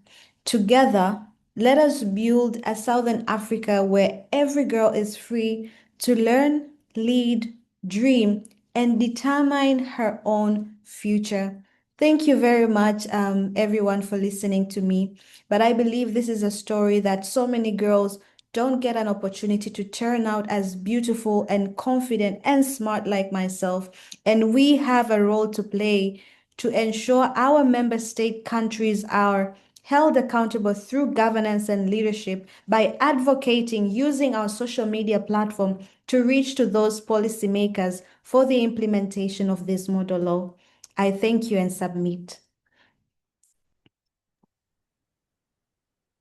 Oh, wow, Dr. Vivian, thank you so, so much.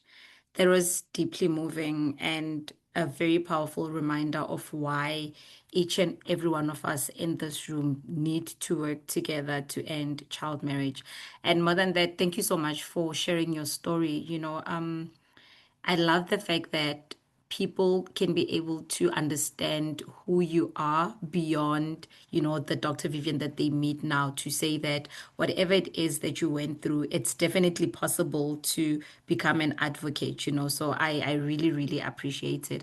And one of the things that I'd also like to ask the panelists is in the chat function, please type in the chat function, what is the one thing that Dr. Vivian said that resonated with you? And also, if there are any questions for Dr. Vivian, please type it in the chat function. I'm so sorry, due to time, I won't be able to give the participants an opportunity to unmute. We will do that towards the last part of the program. But in the meantime, please do share your comments. Please do share the one word that resonated with you in the chat function. And thank you so, so much once again, Dr. Vivian. Thank you. Oh, wow, that was very deeply moving. And I just want to then move on to our next social media specialist. Thank you so much again to Taka for your social media training. And the second social media specialist who will be training us is Piroska Mvanda. Piroska will be touching on Instagram, LinkedIn, and TikTok. And I'm so sorry, this feels slightly rushed because of time, but I will give the opportunity to Piroska to take us through the social media channels. Over to you, Piroska. I hope you can hear me. I can hear you clearly. I hope you can hear me too. Yes, thank you so much. Over to you. Okay, thank you so much. Thank you so much, everyone. I hope you can see my screen. Not yet. Please try to share the screen again. If not, are you presenting on Canva, or if it has a link, you can share the link with me and I can present on your behalf. Please stop Okay, I'm not sharing and sharing share it on again. Canva. I'm just sharing it from my PC. Okay, please try to share again. If not, I can just quickly ask you to, okay, it's coming up. It's coming up. Yes, all good. Already Thank there? you. Yes, you can just make it into slideshow view.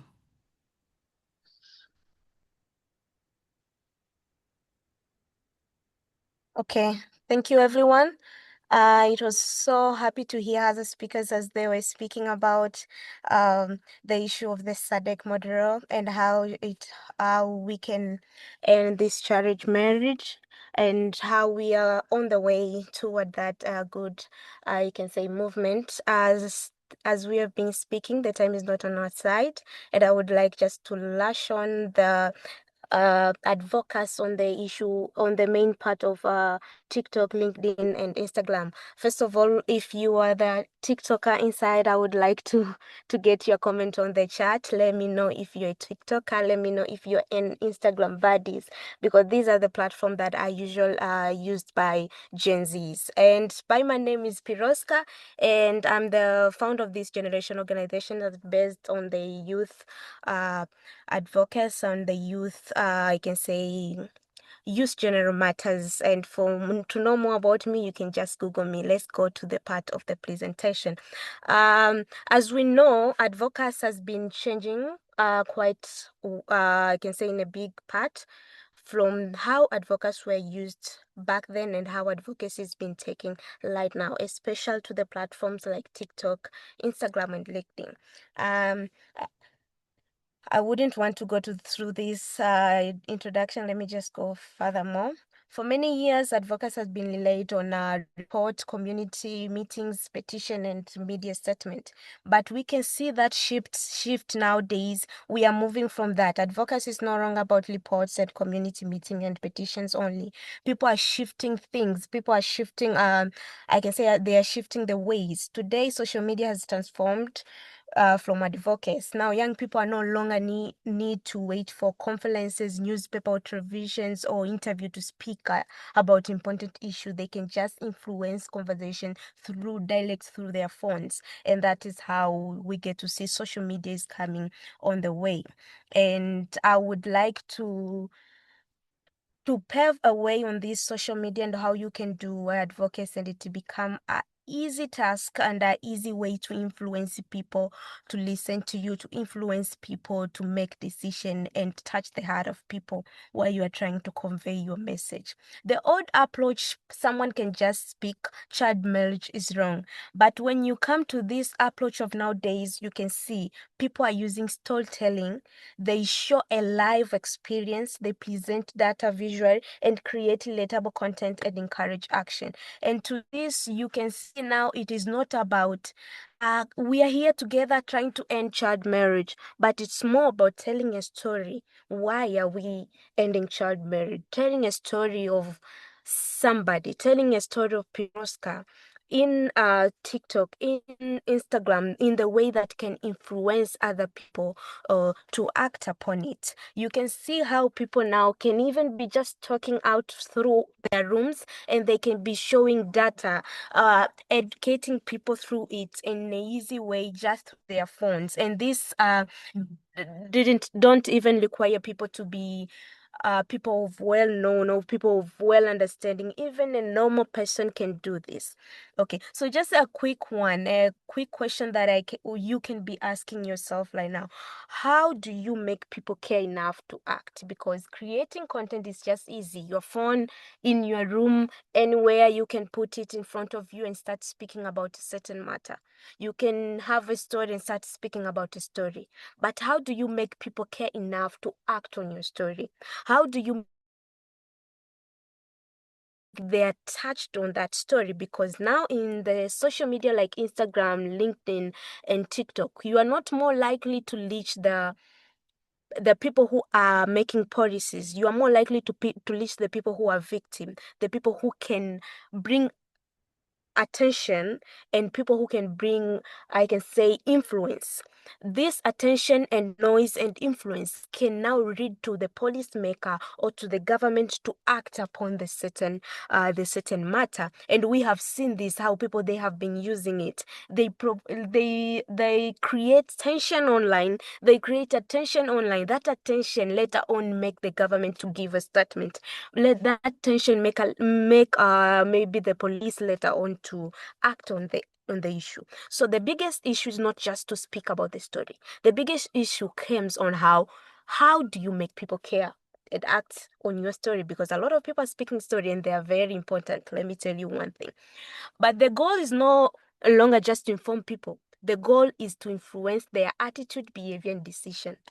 Now, in influencing people attitude, behavior, and decision toward a certain topic, you need to understand certain things more than just having a story. more than just having a motive, and more than just wanting to speak about it. So this goes beyond. And in this, you can get to see that you are maybe right now we're speaking about the SADC model law turning it into powerful content so that it can reach people, it can reach policymakers, it can reach people who are affected to understand about this law, because we can be clear that few people who are even be affected, they understand about this law. So how are we reaching them? It's creating those powerful content that can touch and reach these people. And this SADC model law, as we can see, it touches in different angles. It can be touching in your angle or in your sector in education matter, and it can be touching in your angle or in your sector in health matter. You need to know exactly where is your inch, we call it. Where is your inch? Are you going to speak about the education part on how the children are being affected out of it? Health part, protection from harm, birth registration, and all of that. There's a lot of inch. You should find your inch and focus on your inch. So instead of just coming out and speak about education and this health and everything and how it is violating child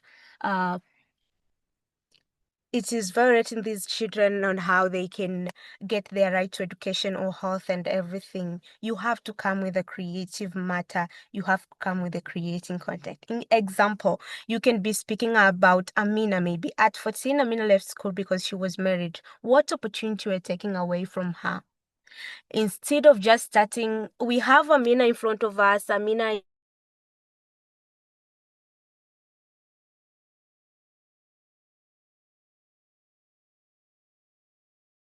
where you are going to start your inch and where you're going to start with your hook line, and that is where you're gonna capture the mind of people. You're gonna capture the heart of people so that they can act towards your end. I would like to know if I'm audible because my net. Hi, Piroska. We keep losing you a bit. I could hear you, but the network is very jumpy. Jumpy. Right now, I can be heard clearly. Yes, thank you so much. Okay, thank you. Story creates emotion and connection, as we have been speaking. Fact provide credibility, and now combining all those together, you can influence people. But you have to have a story. Inside the story, you have to know how to create emotion out of that stories and how you can bring that into attention of people. You can see if you're a TikToker, if you're a person of Instagram, you can come to understand that people can now even advertise about things. Just look at the marketing industry, how people are working right now. They are just not coming in front of you and tell you, we are selling these shoes for this kind of price, but they will come in front of you starting so far away so that they can get your emotion toward the certain product that they want to advertise. That is how advocacy now is shifting. It's not about just coming out and having a t-shirt that is written, we are ending child marriage, we're ending child marriage problem in Africa, but it's all about coming out and capturing emotion of people. You can even be starting from far. Some of you maybe are field people, field officers are going there visiting these children. Some people can even start the day with me as a program officer dealing with child protection, blah blah blah. And toward your day, you are starting showing how you wake up, how you went, how you go. Now people are like entertained in the same time that you have something for them to learn forward toward your video. And later on, you can show them, okay, today we visited Amina. Amina is 14 years old and she's having problem 1, 2, 3, and 4. Now you give them that fact and you give them that information inside that video you are creating about your day. So you find these people, they have been educated about something, they have come to realization of a certain knowledge inside the video of get ready with me as I go to work. you can see how all of that can shift that kind of advocacy that we always used to this kind of modern advocacy that you connect emotionally with people and make sure that you influence them, because on this platform it's all about creating the traffic and attention. Toward traffic and attention, you can lead to a certain impact of thing that you want to achieve in influencing policymakers to make a speech or to make a certain I can say explanation regarding the matter that is going on hand. Okay, creating content that actual people watch, because now we have a lot of people who are advocating for things, but people are not looking or even listening to their videos. Videos get low engagements. Video get maybe low sharing. People are not sharing. People are not. Pessoas não estão a partilhar. Can I get to know what language was that and what it was meant? I'm sorry about that. I'm not sure what happened there, but you can continue. Oh, yeah. So you get to see that people are getting low engagement, but they're speaking a very, very, very profound educational speech. Or maybe they are telling us a good storytelling that can shift a mind and I can say the community in general, or educate community. But they're not getting views, they're not getting comments, they're not getting likes. It's because they have just created a content, but it's not the content that people actually watch. People do not share content because it is important. People share content because it captures their attention. 3 elements that you need to quick one to take with. You should have strong hooks. We call them strong hooks. For those who use Instagram, no. For those who use LinkedIn, no. And also TikTok, no. You should have a hook, because people can stay on your video for maximum like 5 seconds to 15 seconds. Within those 5 seconds to 15 seconds, you should have a hook that will capture them to stay toward your video. And that way, it will increase viewers toward your video. Maybe you can start, one decision can end a girl's education forever. Now someone is captured. Okay, what is that decision? I want to hear about that decision.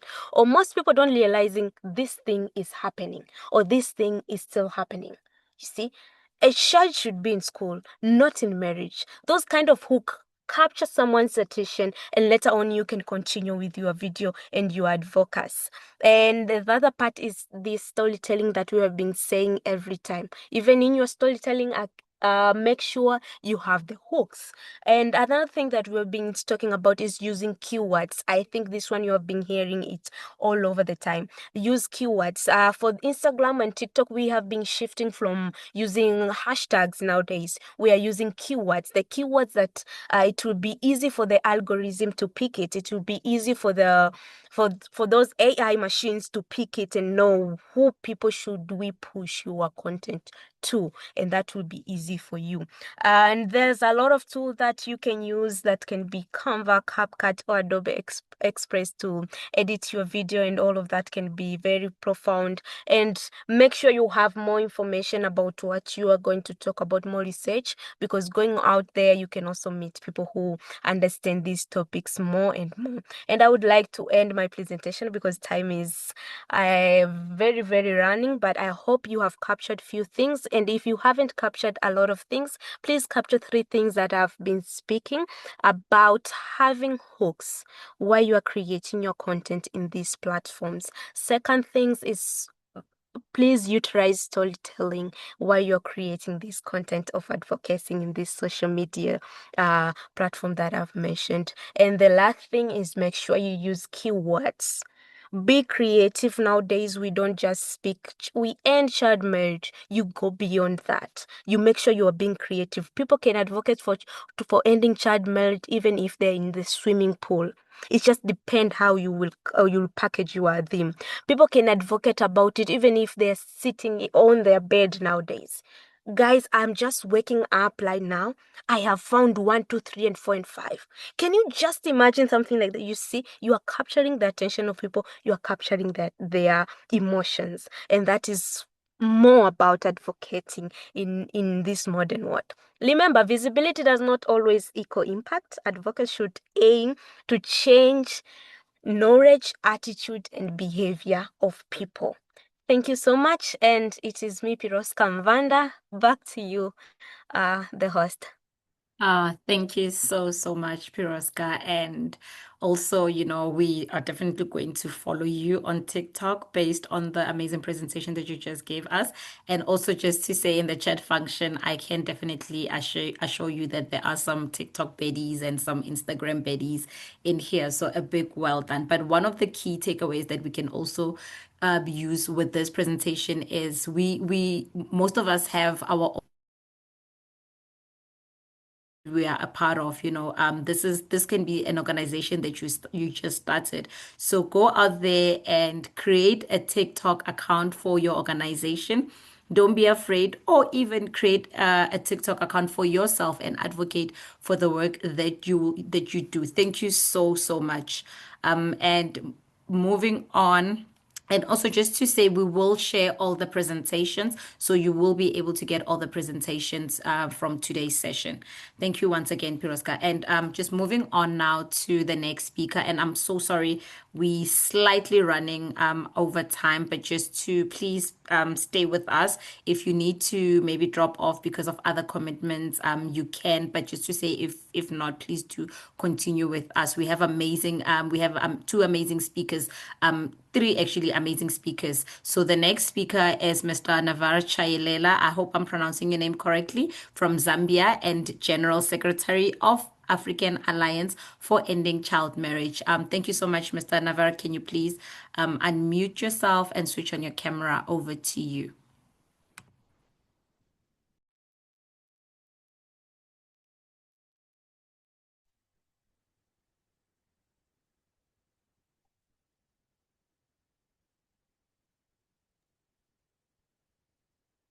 Mr. Navar, can you hear me? You're muted if you Yes, are. I can hear you clearly, Sfiwe. Thank you very much. So much. Thank you. I think you've disabled my video. Oh, I need sorry, to that's enable because it I on the am side. sharing let me do this. Sorry, that's because I was sharing the screen. Can you please switch it on? Yes, sir. Thank you. Okay, good afternoon, everyone. My name is Neva Chayelela from the Pan-African Alliance on Ending Child Marriages. This has been an excellent engagement. I'm at a loss as to what else I'm going to present from what I have after all the speakers have spoken, and they've done excellent presentations. And just to mention that right now I'm in the field collecting data on child marriage in one of the rural areas of Zambia. And so I just had to make sure that I make myself available for this presentation. So just to start with a brief description of what the Pan-African Alliance on Ending Child Marriages is, and I'll try by all means to make this presentation as short as possible in the interest of time, of course. So the Pan-African Alliance on Ending Child Marriage is a grouping of activists, advocates, researchers, and programmers who are focused on child rights and women's rights, and particularly on ending child marriage in Africa. So we are in a number of countries in Africa at the moment. We're in Zambia, Malawi, Mozambique, Zimbabwe, Tanzania, Ghana, Nigeria, and very soon we'll be expanding to other countries as well. So I was given the opportunity to present on this topic, opportunities and examples of youth-led advocacy and youth-led advocacy success stories, lessons from the Pan-African Alliance engagement with young people. I would love to begin this presentation by first stating that it is important when doing advocacy, whatever kind of advocacy, to understand, first of all, what advocacy is all about. And so what we try to do as a Pan-African Alliance is to ensure that our young people understand the whole process of developing an advocacy strategy, first of all, before you even get into the digital advocacy of it, or before you get into the online advocacy. So understanding how to develop an advocacy strategy is very, very critical to ensure that you're able to, to map your stakeholders. You are able to define messages for those stakeholders, and that you are able to ensure that you have got the right kind of information.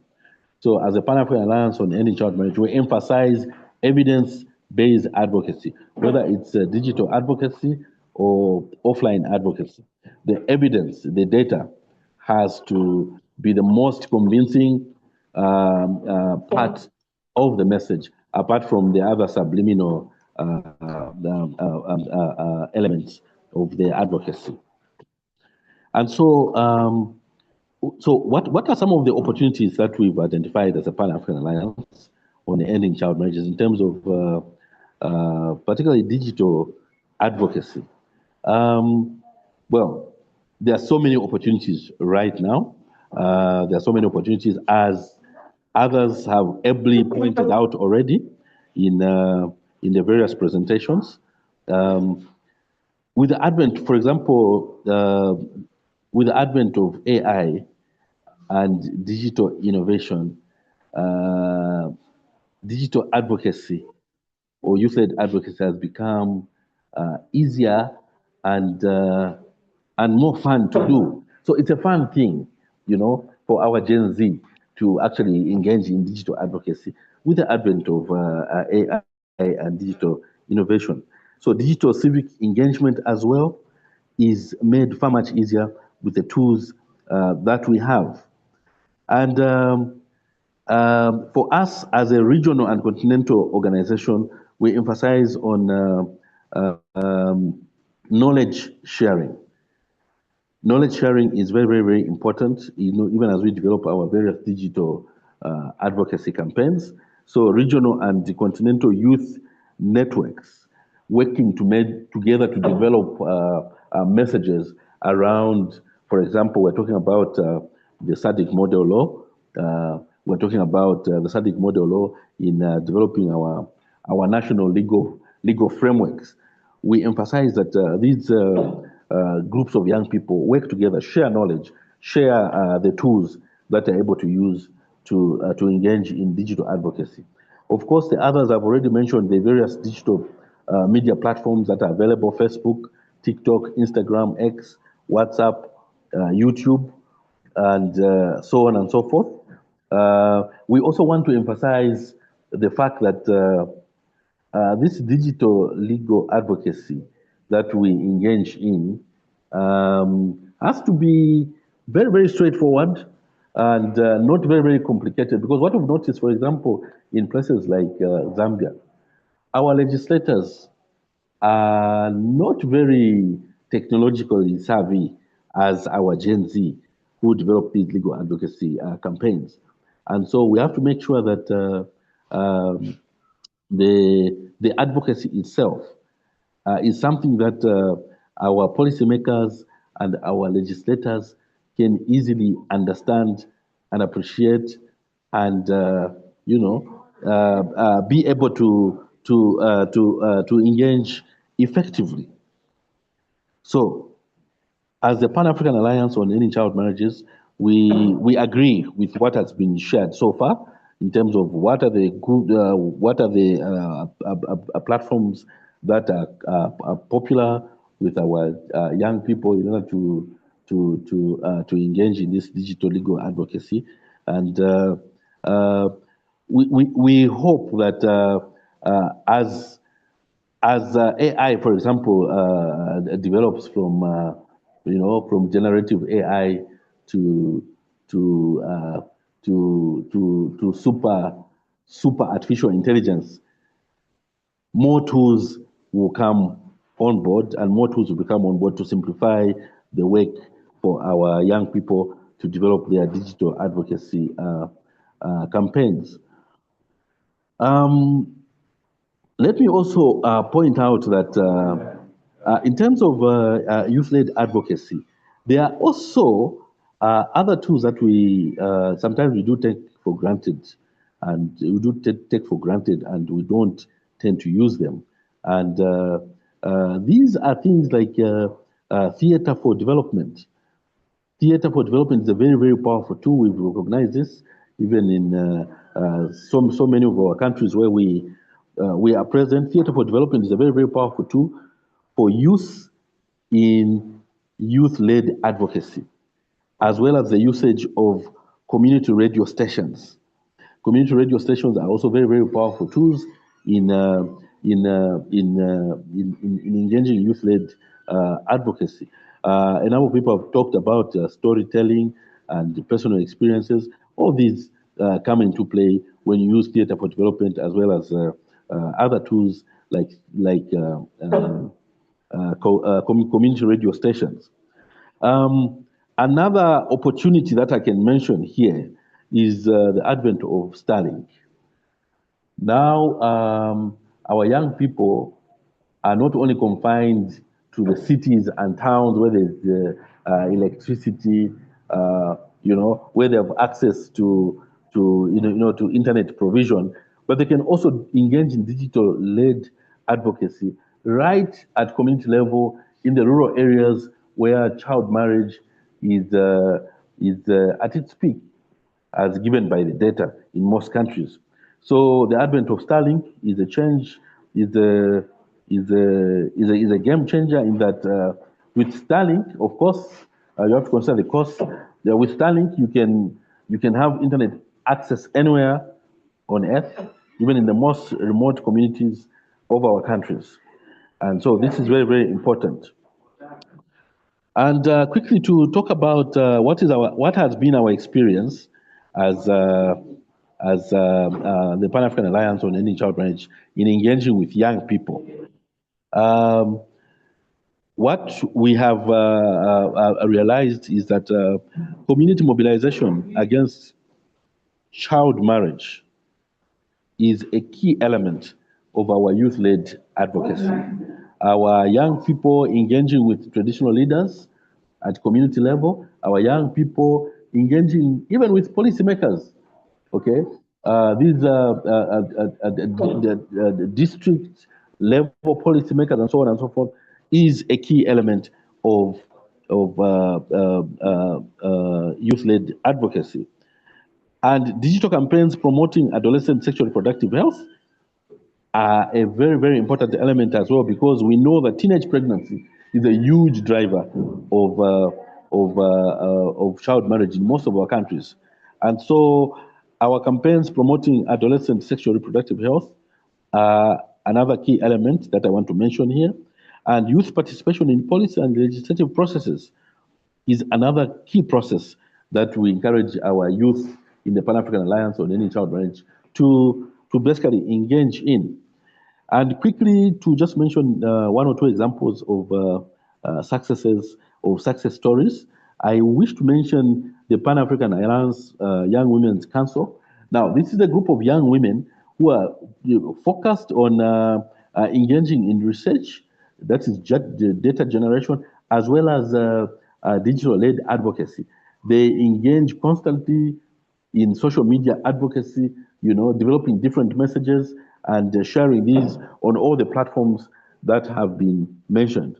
But other than that, we also have in countries like Zambia, the Power to Girls.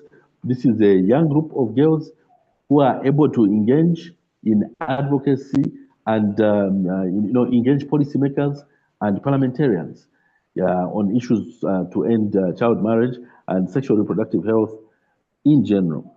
Another good success story is the Youth Wise with some of our partners like SAT. This is a very, very successful a tool for youth advocacy, which we've seen develop over the years. And also just to emphasize also that many of the times that when we engage in when you talk about youth-led advocacy, we tend to talk about it in a tokenistic manner. But as a Pan-African Alliance on Ending Child Marriages, we emphasize that meaningful and inclusive youth participation in all these processes, including advocacy, is very, very, very important. So the youth must be engaged from the design stage of our advocacy programs to the implementation, all the way to monitoring and evaluation, to see what, to be able to track the results and demonstrate impact of our advocacy strategies. So in other words, we need to treat our youth as co-creators and decision makers in all these processes. We ought to encourage peer-to-peer engagement and ensure that, like I said, ensure that our youth are empowered in terms of developing their own strategies from the ground up, whether it's online or offline. They ought to know how to develop these strategies from the ground up. And as I end, I just want to emphasize one element which the President of Zambia, His Excellency, President Hakainde Hichilema, emphasized at the AU heads of state that in our programming to end child marriages, remember that His Excellency is the AU champion on ending child marriages, and so he emphasized that during as we program to end child marriage, whether in our advocacy, online advocacy, offline advocacy, we must not forget the engagement of men and boys, because these are critical participants in the entire process. And so we ought to ensure that even as we develop our youth-led digital advocacy campaigns, we include these young men and boys to ensure that their voices are also heard, to ensure that they also participate, because without us working together as a community, we cannot win this battle. And so as the Pan-African Alliance on Ending Child Marriages, we emphasize that our Youth Engagement Council, which is part of the Alliance, is very, very active. Both the young women and the young men, the boys and the girls are actively engaged in what we are discussing today, youth-led advocacy or specifically digital-led advocacy. And so as a Pan-African Alliance, we are very happy and very honored to be part of this training process and to be able to share our story, our experiences, and we look forward to more engagement working with Equality Now and the Southern Africa Youth Forum going forward. On that note, I end my presentation. Thank you. Oh, thank you so much, Mr. Navarre. And I really appreciate the part where you also mentioned the collaboration between, young people as both women and men, because I think the biggest thing that we find ourselves battling with is the why them, not us, and it's really not a competition, we're really not choosing someone over the other, it's just a way of us saying we are going to collaborate together, and also for reminding us that meaningful youth engagement should be a more collaborative way as opposed to in a tokenistic manner. So thank you so much once again. And for any questions, comments, please do type it in the chat function. And lastly, I also like the fact that you mentioned traditional media, that it also is still a very powerful use for communities and for decision makers. And with that, I'm also now going to hand over to the next speaker. Thank you so much, Mr. Navarre, once again, and safe travels and good luck to the work that you do in ending child marriage. I really, really appreciate it. Thank you, sir. Thank you. Thank you. And thank you. And now I'm going to move on to the next speaker, who will now be touching on media, the work of media, and how as a young person you can actually be able to work with media. I'm going to hand over to Ian Vambe, who is the head of media advocacy and communications at the Southern Africa Youth Forum. Ian is going to share practical tips for young advocates on how you can effectively work with the media. I'm going to quickly share my screen, Ian, and sorry, I think I cut myself there. I'm ready when you are. Thank you so much, Spiwe, and thank you all the presenters who came before me. Yes, we can begin. Thank you.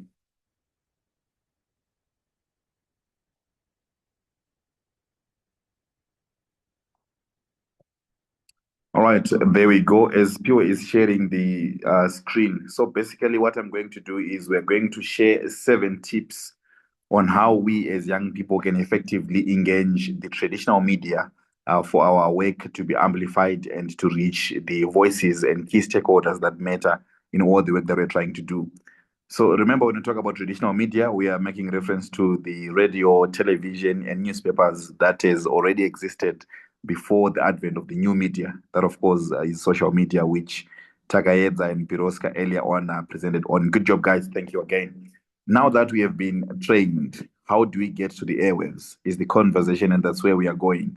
So we are basically going to take a look at some 7 steps. We can go to the next slide, Spiwe, where I've called it the ISP, inform, shift norms and pressure. There is need to inform, where we know what the SADC model law what says now.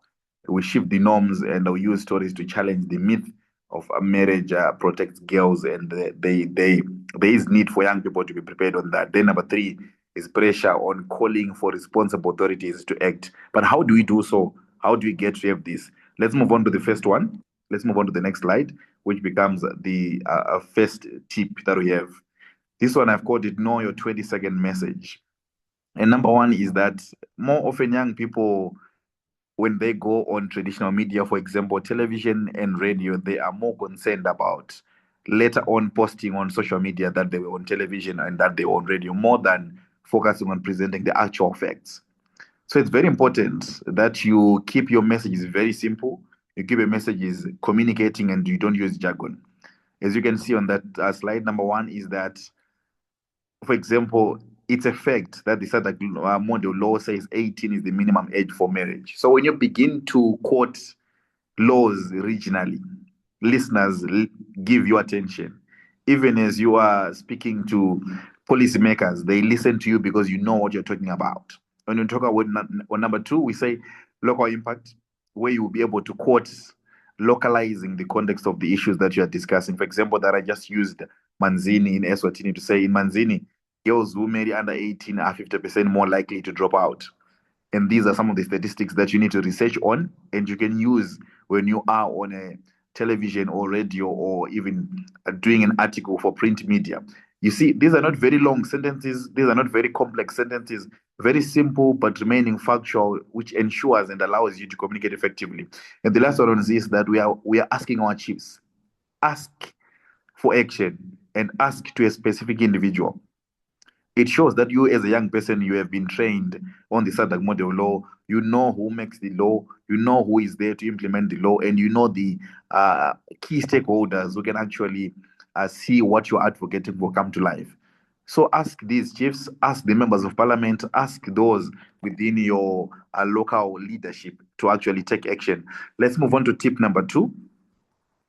So when you talk about where to find the media in our country, sometimes it's always the conversation for young people to say, but where do we get the media, the traditional media? The previous speaker, Mr. Chairela, was speaking about the community radios. Now they are available. I know in Lesotho, we do have the radio in Lesotho. In Zimbabwe, there are 4 radio stations for ZBC, the SBCs, the YFM in Zambia, the likes of, in terms of print, Namibian Sun in Namibia, Times of Swaziland. When you talk about the regional, we have got the MISA country chapters as well as the SABCs. These are some of the media houses and media chapters that you just have to know. For example, I used MISA there, Media Institute of Southern Africa. What exactly do they do? You have to know as a young person. We move on to tip number 3. So, how to pitch yourself as a voice? Sometimes young people always wait for journalists to look for them, but it's also important that you also go out looking for journalists so that they know. The media doesn't necessarily have young people in their contacts, but it is upon young people to also present themselves as reliable voices that can be used by traditional media. For example, there's a text there. How you introduce yourself? Good morning. Hi, my name is ABC from this. I'm this old, and I've just been trained on the SADC Model Law, and I can speak as a young person on why 18 matters for girls in the country ABCD. Very simple, but very straight to the point. Something that can get you the attention of the journalist you're speaking to, either a radio presenter, television producer, television presenter, a news reporter. When you text like this as a young person, you are showing that you are informed, you are intent, and you know what you want to do. It's easy for you to get the attention of those that you are actually speaking to. Then, what value do you bring? Offer your value. For example, you can say, I can share one story of a girl affected, and I can also talk about the SADC Model Law and the changes that we want to see. And the other thing is you have to be knowledgeable about your own national laws, and then you also make reference to the regional laws. It's easy.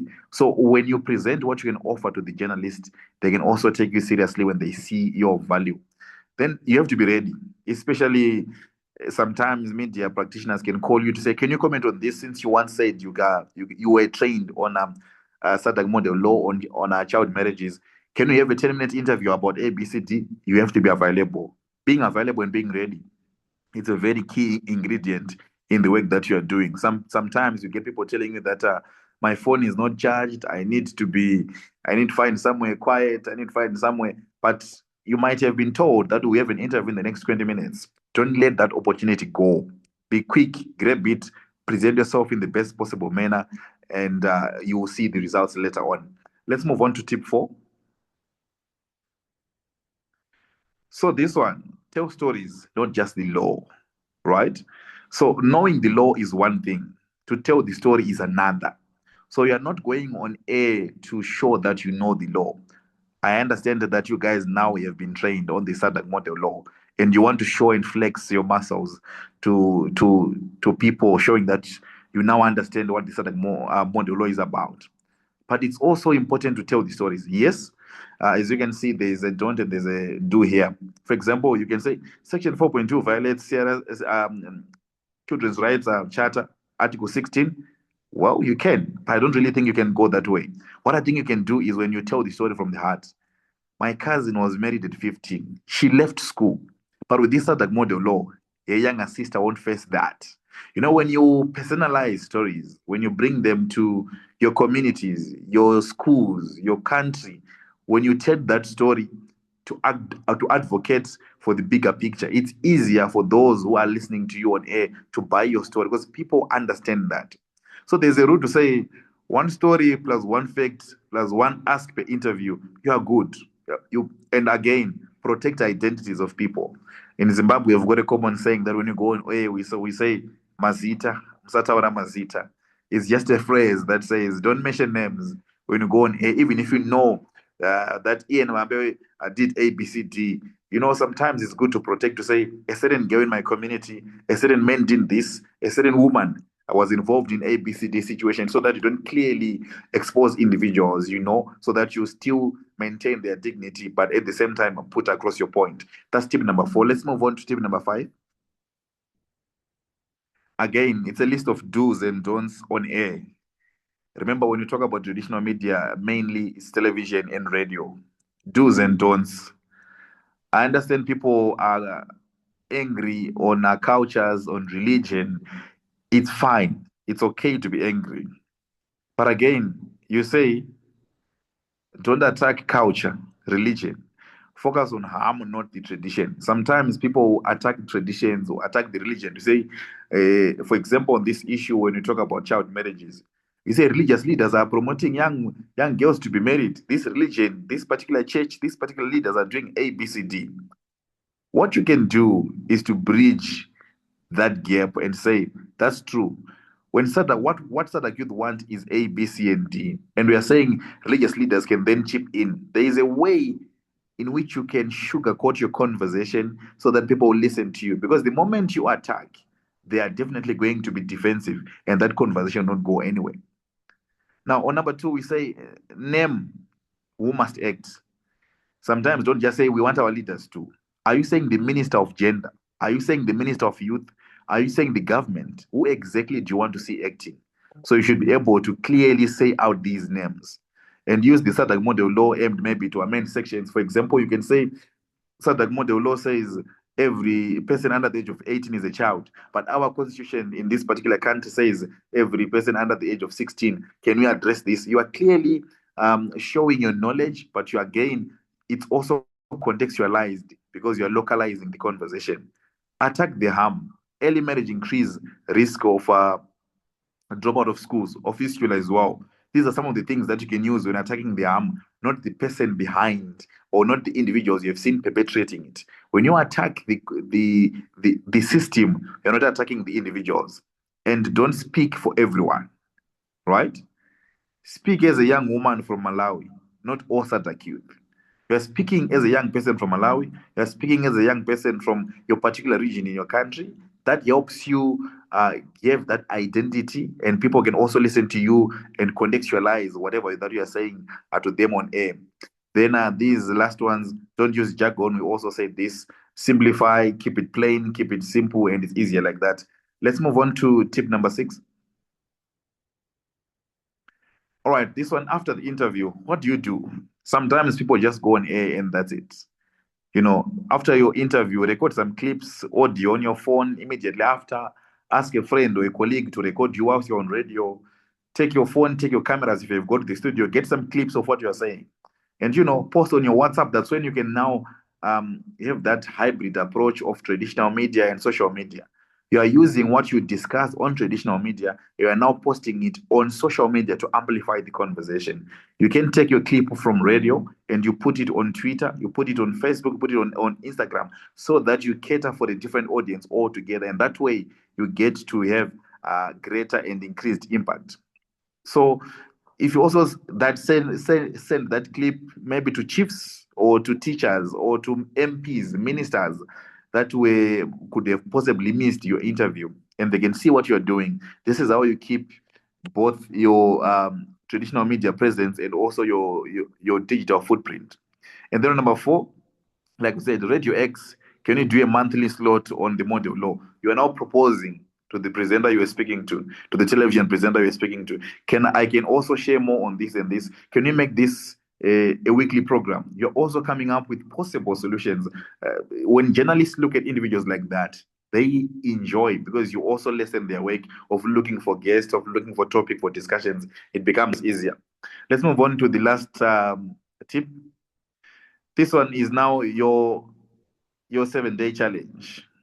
Day 1 to 2, write your 20-second message. Day 3, find one radio station, get their WhatsApp number. Day 4, call in during a youth talk show. Day 5, write a 200-word lead to your local paper. Day 6, record yourself explaining the model law in local language. Day 7, share it and take at least 3 decision makers.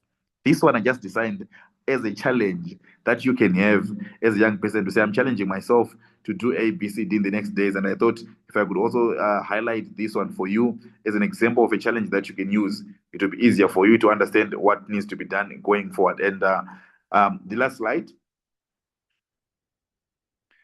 Now that you guys are trained, it's time for you to go out and share the information with others. Not only share with other young people, but speak to authorities, speak to people who make decisions so that you can be heard. You are trained, go out, be heard. The SADC model law needs your voices on air. Book the studio, write the letter, make that phone call. Don't wait for time. Make it now. That's where the conversation is what? Now that you have got a network of young people in the region throughout this particular training that you have both been involved in, you guys can amplify the voices together. Thank you, and I give back to you, Chair. Oh wow, thank you so much, Ian. And just I've been singing this in my head before I forget. Zatawara Mazita. Yes, I hope I got that correctly, but I was like practicing it. You do not mention any names. Thank you so, so much. And I also like the message that was in one of the slides where it said, don't aim for CNN first, aim for the station that your MP listens to when they're driving to work, and you just gave us an amazing guide that I think each and every one of us in here will definitely make use of. If we don't see you on television or the radio, you are definitely sleeping on yourself, young person. Thank you so, so much, Ian. That was amazing. And also, it's very practical. It makes sense. It's realistic. So I really, really appreciate it. And now moving on to the next speaker. And again, if you have any questions, any comments, and also just to say, Ian is a journalist. So he's not just giving us something that he thinks can work. He's giving us practical guides that will work as a journalist. So thank you so much, Ian, for that. And then now moving on to our last and final speaker. We will be giving this session to Caleb Masusu, who's going to walk us through what the opportunities and risks of AI for youth advocates mean. Caleb, over to you. I will be sharing your presentation as you're about to begin. Thank you so much. Thank you very much. Can you hear me?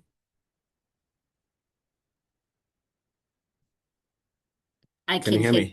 Sorry, yes, I can hear you. Sorry. I'm just I was just quickly trying to retrieve your presentation.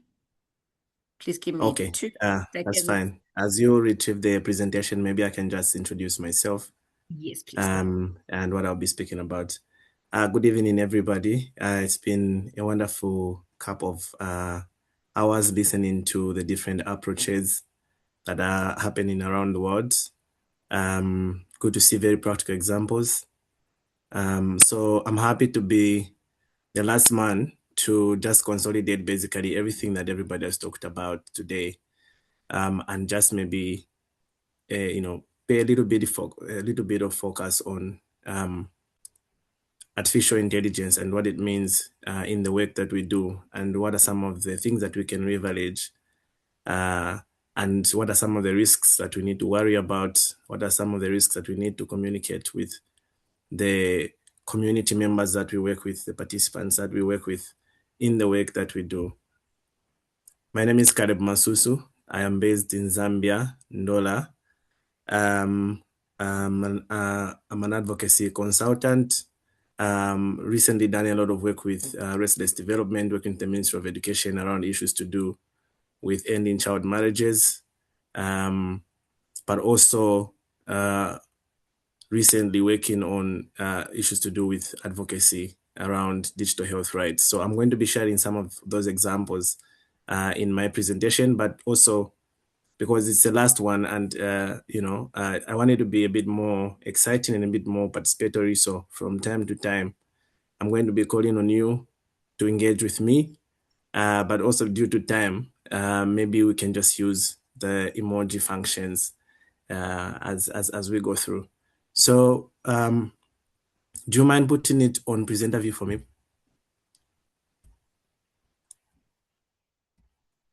Okay. So yeah, AI and advocacy.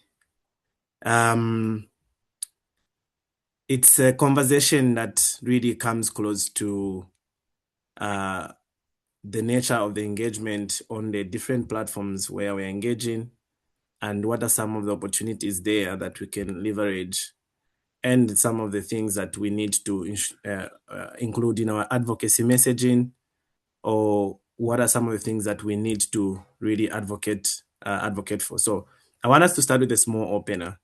I want you to raise your hand or just shout any emoji if you think you've used AI this week.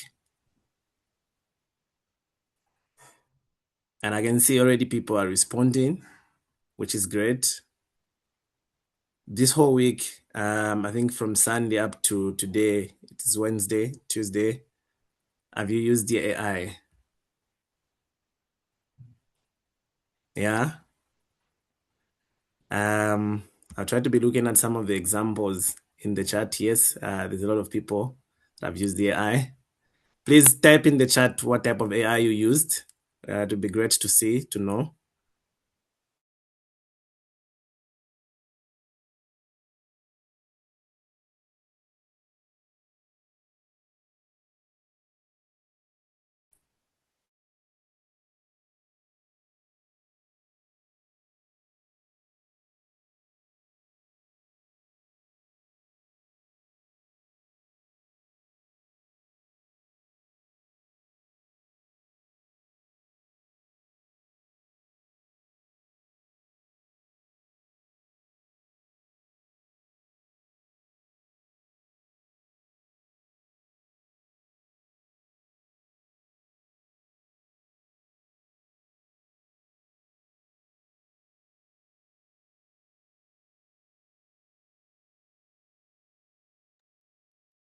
Hi, Spiwa, can you hear me? Can you hear me, Spiwa? I'm sorry, Yes, because I'm yes. screen sharing. My thing is delayed. Yes, yes, we can hear you. Okay, you can move me to the next slide.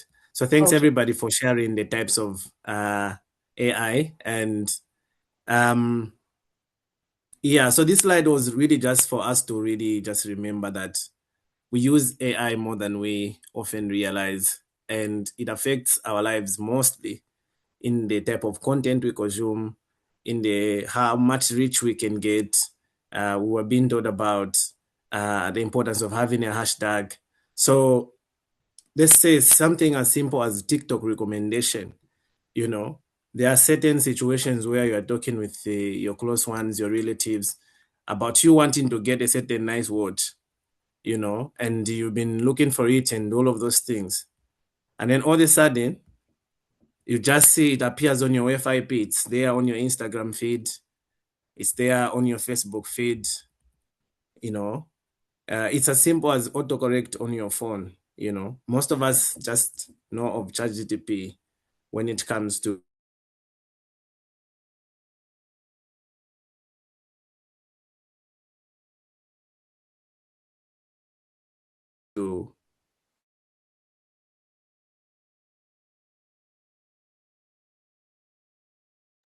Caleb, I'm so sorry. We keep losing you. I don't know if I'm the only one, but the audio keeps fading. Can you hear me?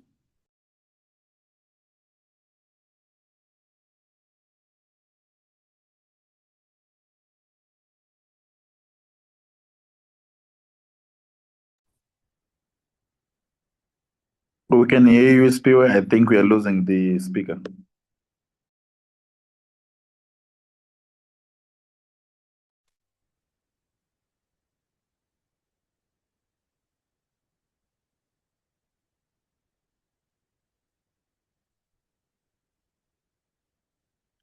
I'm so sorry about that. What an interesting conversation. I'm just going to try and reach out to the speaker on WhatsApp. If we're not able to hear him, unfortunately, Can you we'll hear have me? to just hear the presentation. Okay, now we can hear you, Caleb. Thank you.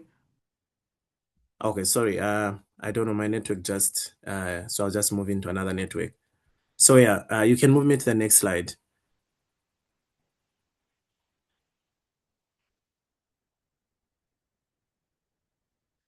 Apologies everybody for the network inconveniences.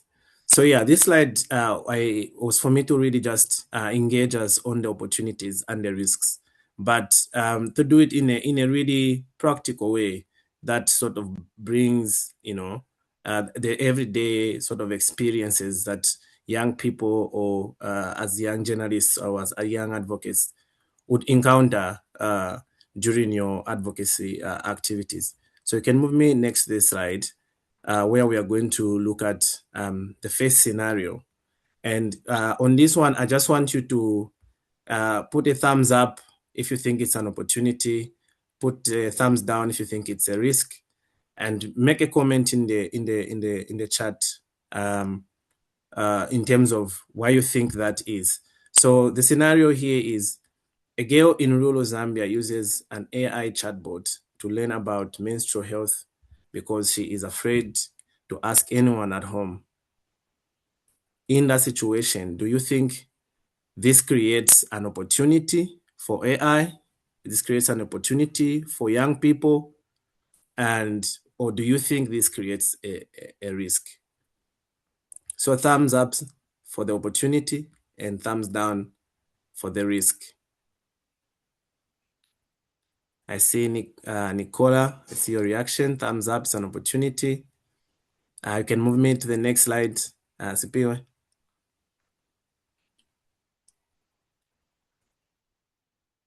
I see more reactions coming. Keep reacting. What do you think? Do you think this presents an opportunity that a young woman, can we go to the previous one?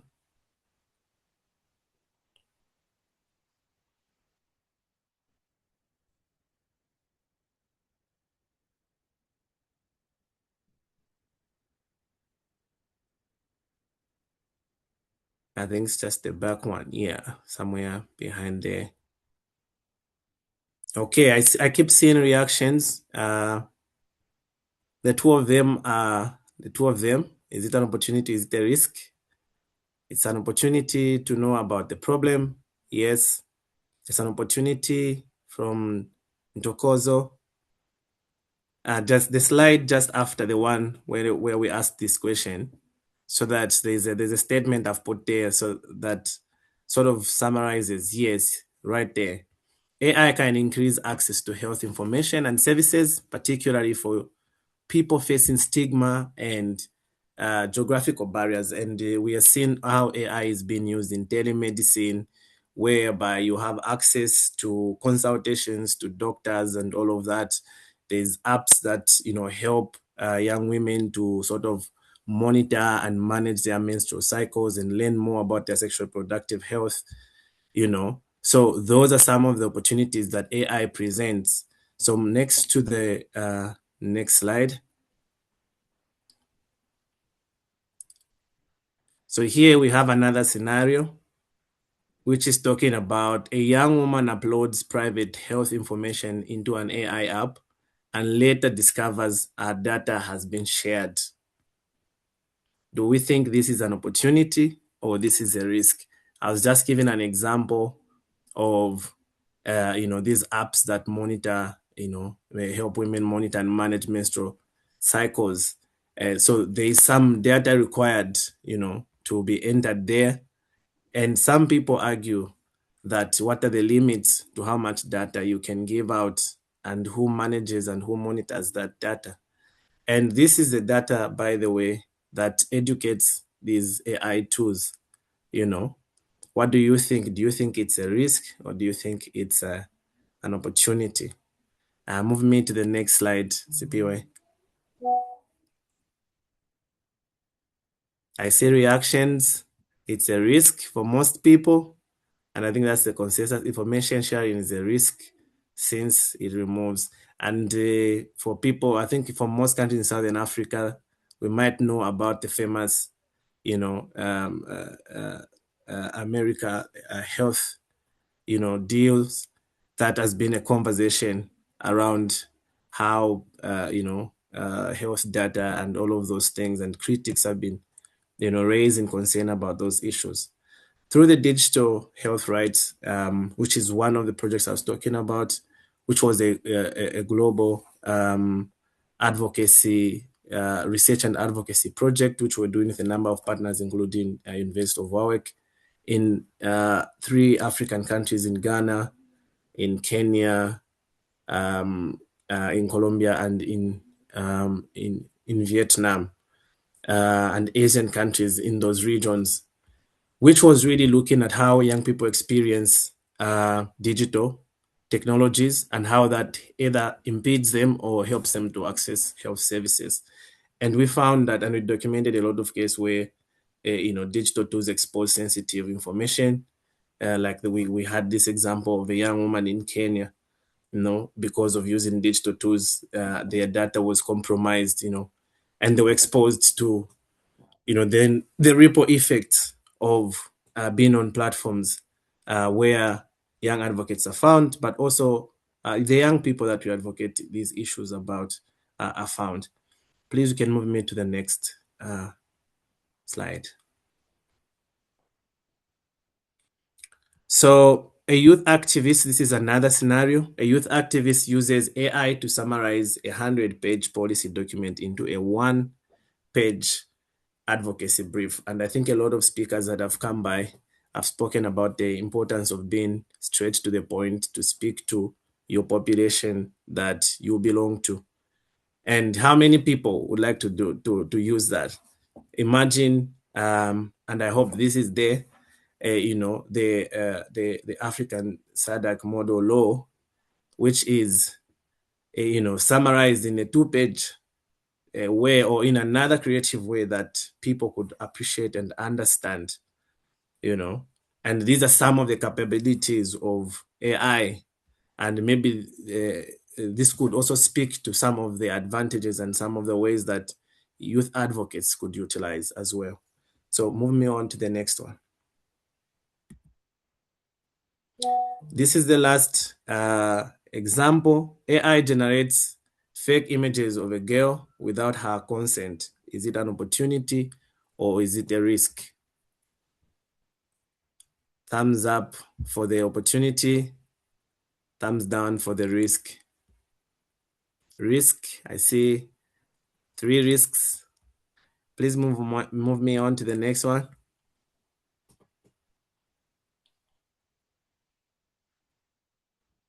Is it a risk? Yes, it borders around risks, and it raises concerns, around online violence, where we have seen even our leaders, our presidents, the same gatekeepers that are found in Parliament. They have videos of them, maybe dancing and, they're performing all of these different activities, of which normally, according to their portfolio or their role, they would normally not perform such kind of activities. And we know nowadays it's becoming easier to identify, but there's a lot of people that are also educating people about how to identify such kind of content and to ensure that we do not participate in misinformation and spreading falsehoods. In Zambia, we have a law around the circulation and the production of information that is not correct, that has got the potential of misleading the public. But, there are those that criticize about how those laws are implemented. But regardless, we were being taught in the previous session that we need to be careful how we structure our message and our information and how we target the people we want to target to get the outcome which we want. We have the deep fake. This is where content of someone is used like a face, a picture, to make it perform other things. GBV and gender-based violence, online gender-based violence as well, where people are targeted and, they are bullied for all kinds of reasons. So that is also part of the risk, and that also calls for what is our role in terms of what are we advocating for, what is the message that we want to change. In the work that I've done a lot, we've looked at issues around youth participation in AI and digital, products development and commissioning, so that they speak to the community perspectives, but also respond to the needs of those people, and they do not put people at harm in that way. You can move me on to the next slide. Who gets left behind? Also, this is something that we found in the digital health rights research that I spoke about. I have 4 groups of people here, and I want you to write in the chat, who do you think gets left behind the most from this group? So we have a group of rural girls. When we're having a conversation about digital rights and AI and the transformations and the goods that it can bring, who do you think amongst this group is most likely to get the bad end or the leftovers of the deal or of the conversation? Is it rural girls? Is it young women with disabilities? Is it young people with smartphones? Or among those young people with smartphones, is it young people without internet? Because access to affordable internet was also one of the issues that was highlighted in the Digital Health Rights Report, but also access to digital products and tools to use. You need a smartphone to access a platform, And then also there's the issues of disability. Visually impaired people, how do they benefit from this conversation of AI development and digital advocacy? So it calls for advocates to be really creative and mindful of inclusion in their messaging as well as they do that messaging. You can move me to the next slide. And so this is really just a slide to summarize this conversation on that part of technology. So we see from these scenarios that technology is never neutral, and digital inclusion means many young people are unable to benefit equally from the innovations.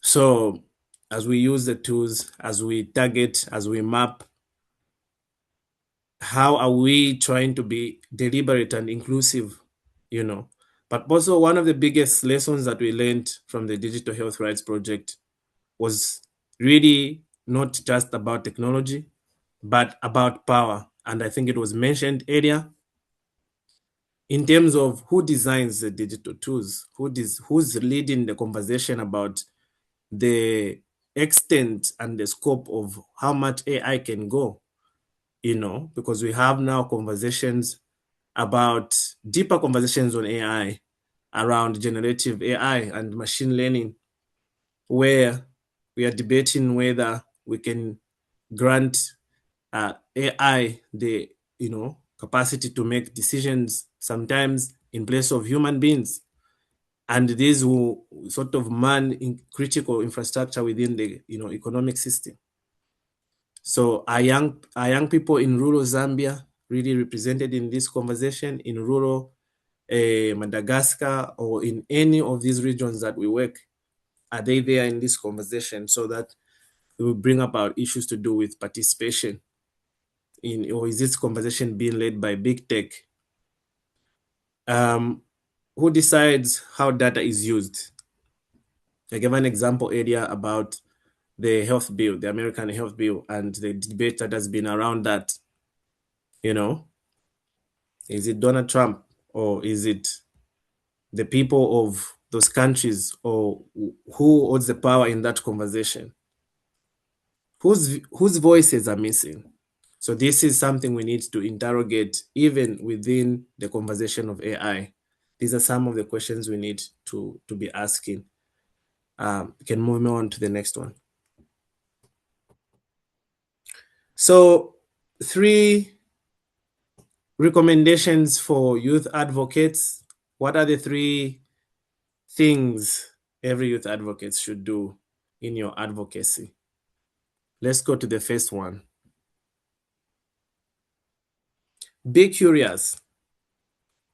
AI is here, whether we like it or not, but it's those that will participate in the conversation that will be put in a place where they can benefit meaningfully from the products or the direction that we go through. So use AI, learn about it, take a short course. There's a lot of courses around about AI, experiment, and learn how it works. So that even when you are talking about, I think there's somebody that talked about knowing your message and knowing what you're talking about in terms of your messaging. So learn how it works. Be critical. Ask a lot of questions. Ask questions about what's happening, don't be too trusting. We talked about deepfake. If you see a video of your president dancing, are you going to be the one to first repost? Because those also speak around issues to do with your credibility as a voice for a cause that you run for as well.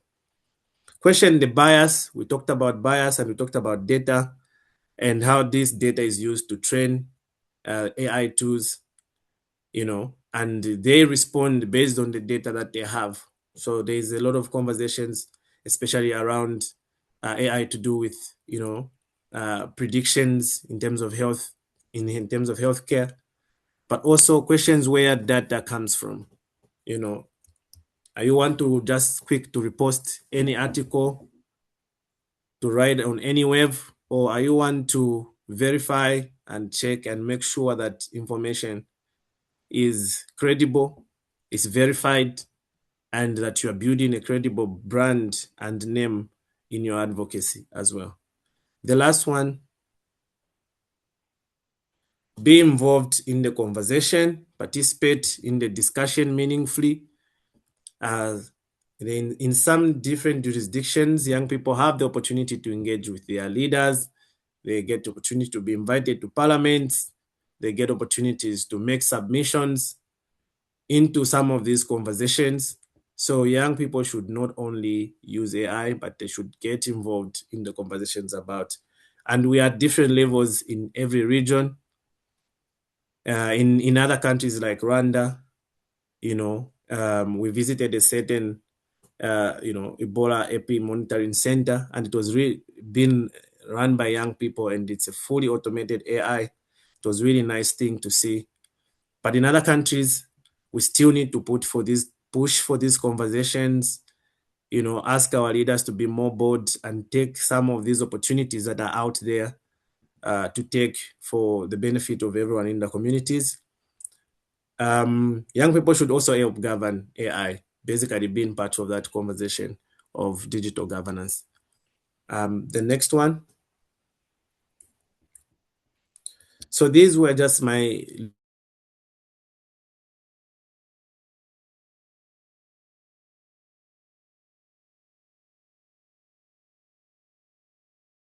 little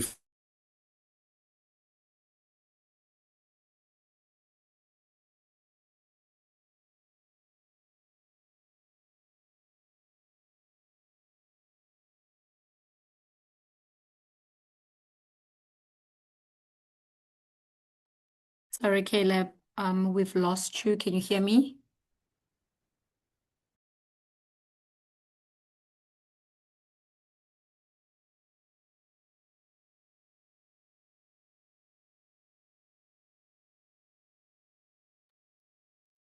Hi, colleagues, can you hear me? We can hear you, Spiwe. Okay, I'm so sorry, Caleb.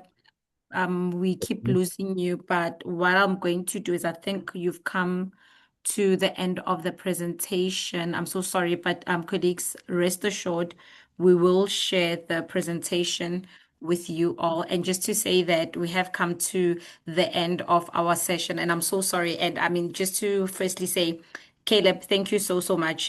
This was very exciting, and both excited to use AI as well as to be careful, just always use caution. And I think Caleb also mentioned 3 things that we need to do as advocates, just always be curious, always be critical, and we must be involved. We are not competing with AI. We will just find a way for us to work with it and use it to our advantage. And before I hand over to Mr. Mishek to do the closing remarks, I want to ask all of you to please do one thing for me right now. In the chat function, please write the one commitment that you will be making from today's session, and one thing that you are going to do differently, because of what you've learned in this training.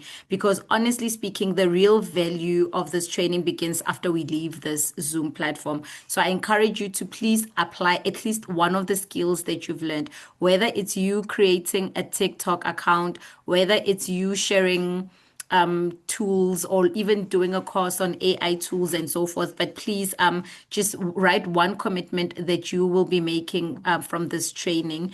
And also over the course of the session, we've one of the things that we've also learned is the powerful use of social media. So even like your commitment can even be how you're now going to better use your social media, whether you need to refine it, change your profile picture, change your banners, anything that you think will be helpful to you.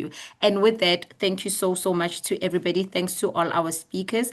Thank you so much to the participants I know this took longer than expected. So thank you for staying onto the call. And I will now hand over to Mr. Mishek, who is the head of SAYoF, to do the closing remarks for us. Thank you once again to everybody. Thank you very much for this very exciting training and time years.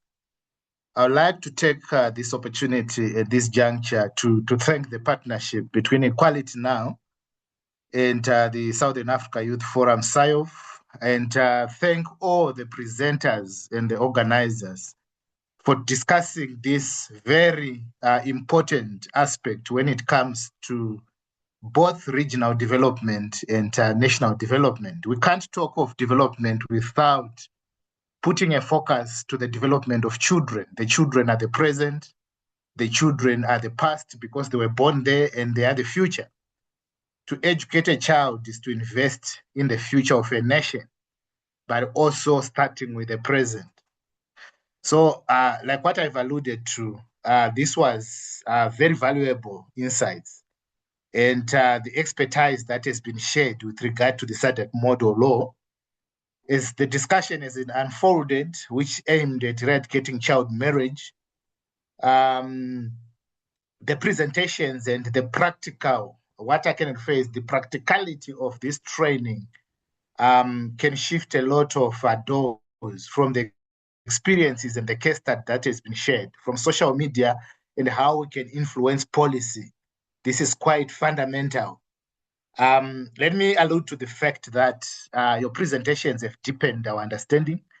From the legal perspective, from Tofa, who were presented from SADC PF, our partner, you know, the responsibility that we need to take, practical steps needed to protect every child, which is a right to safety, dignity, and education. This is quite critical.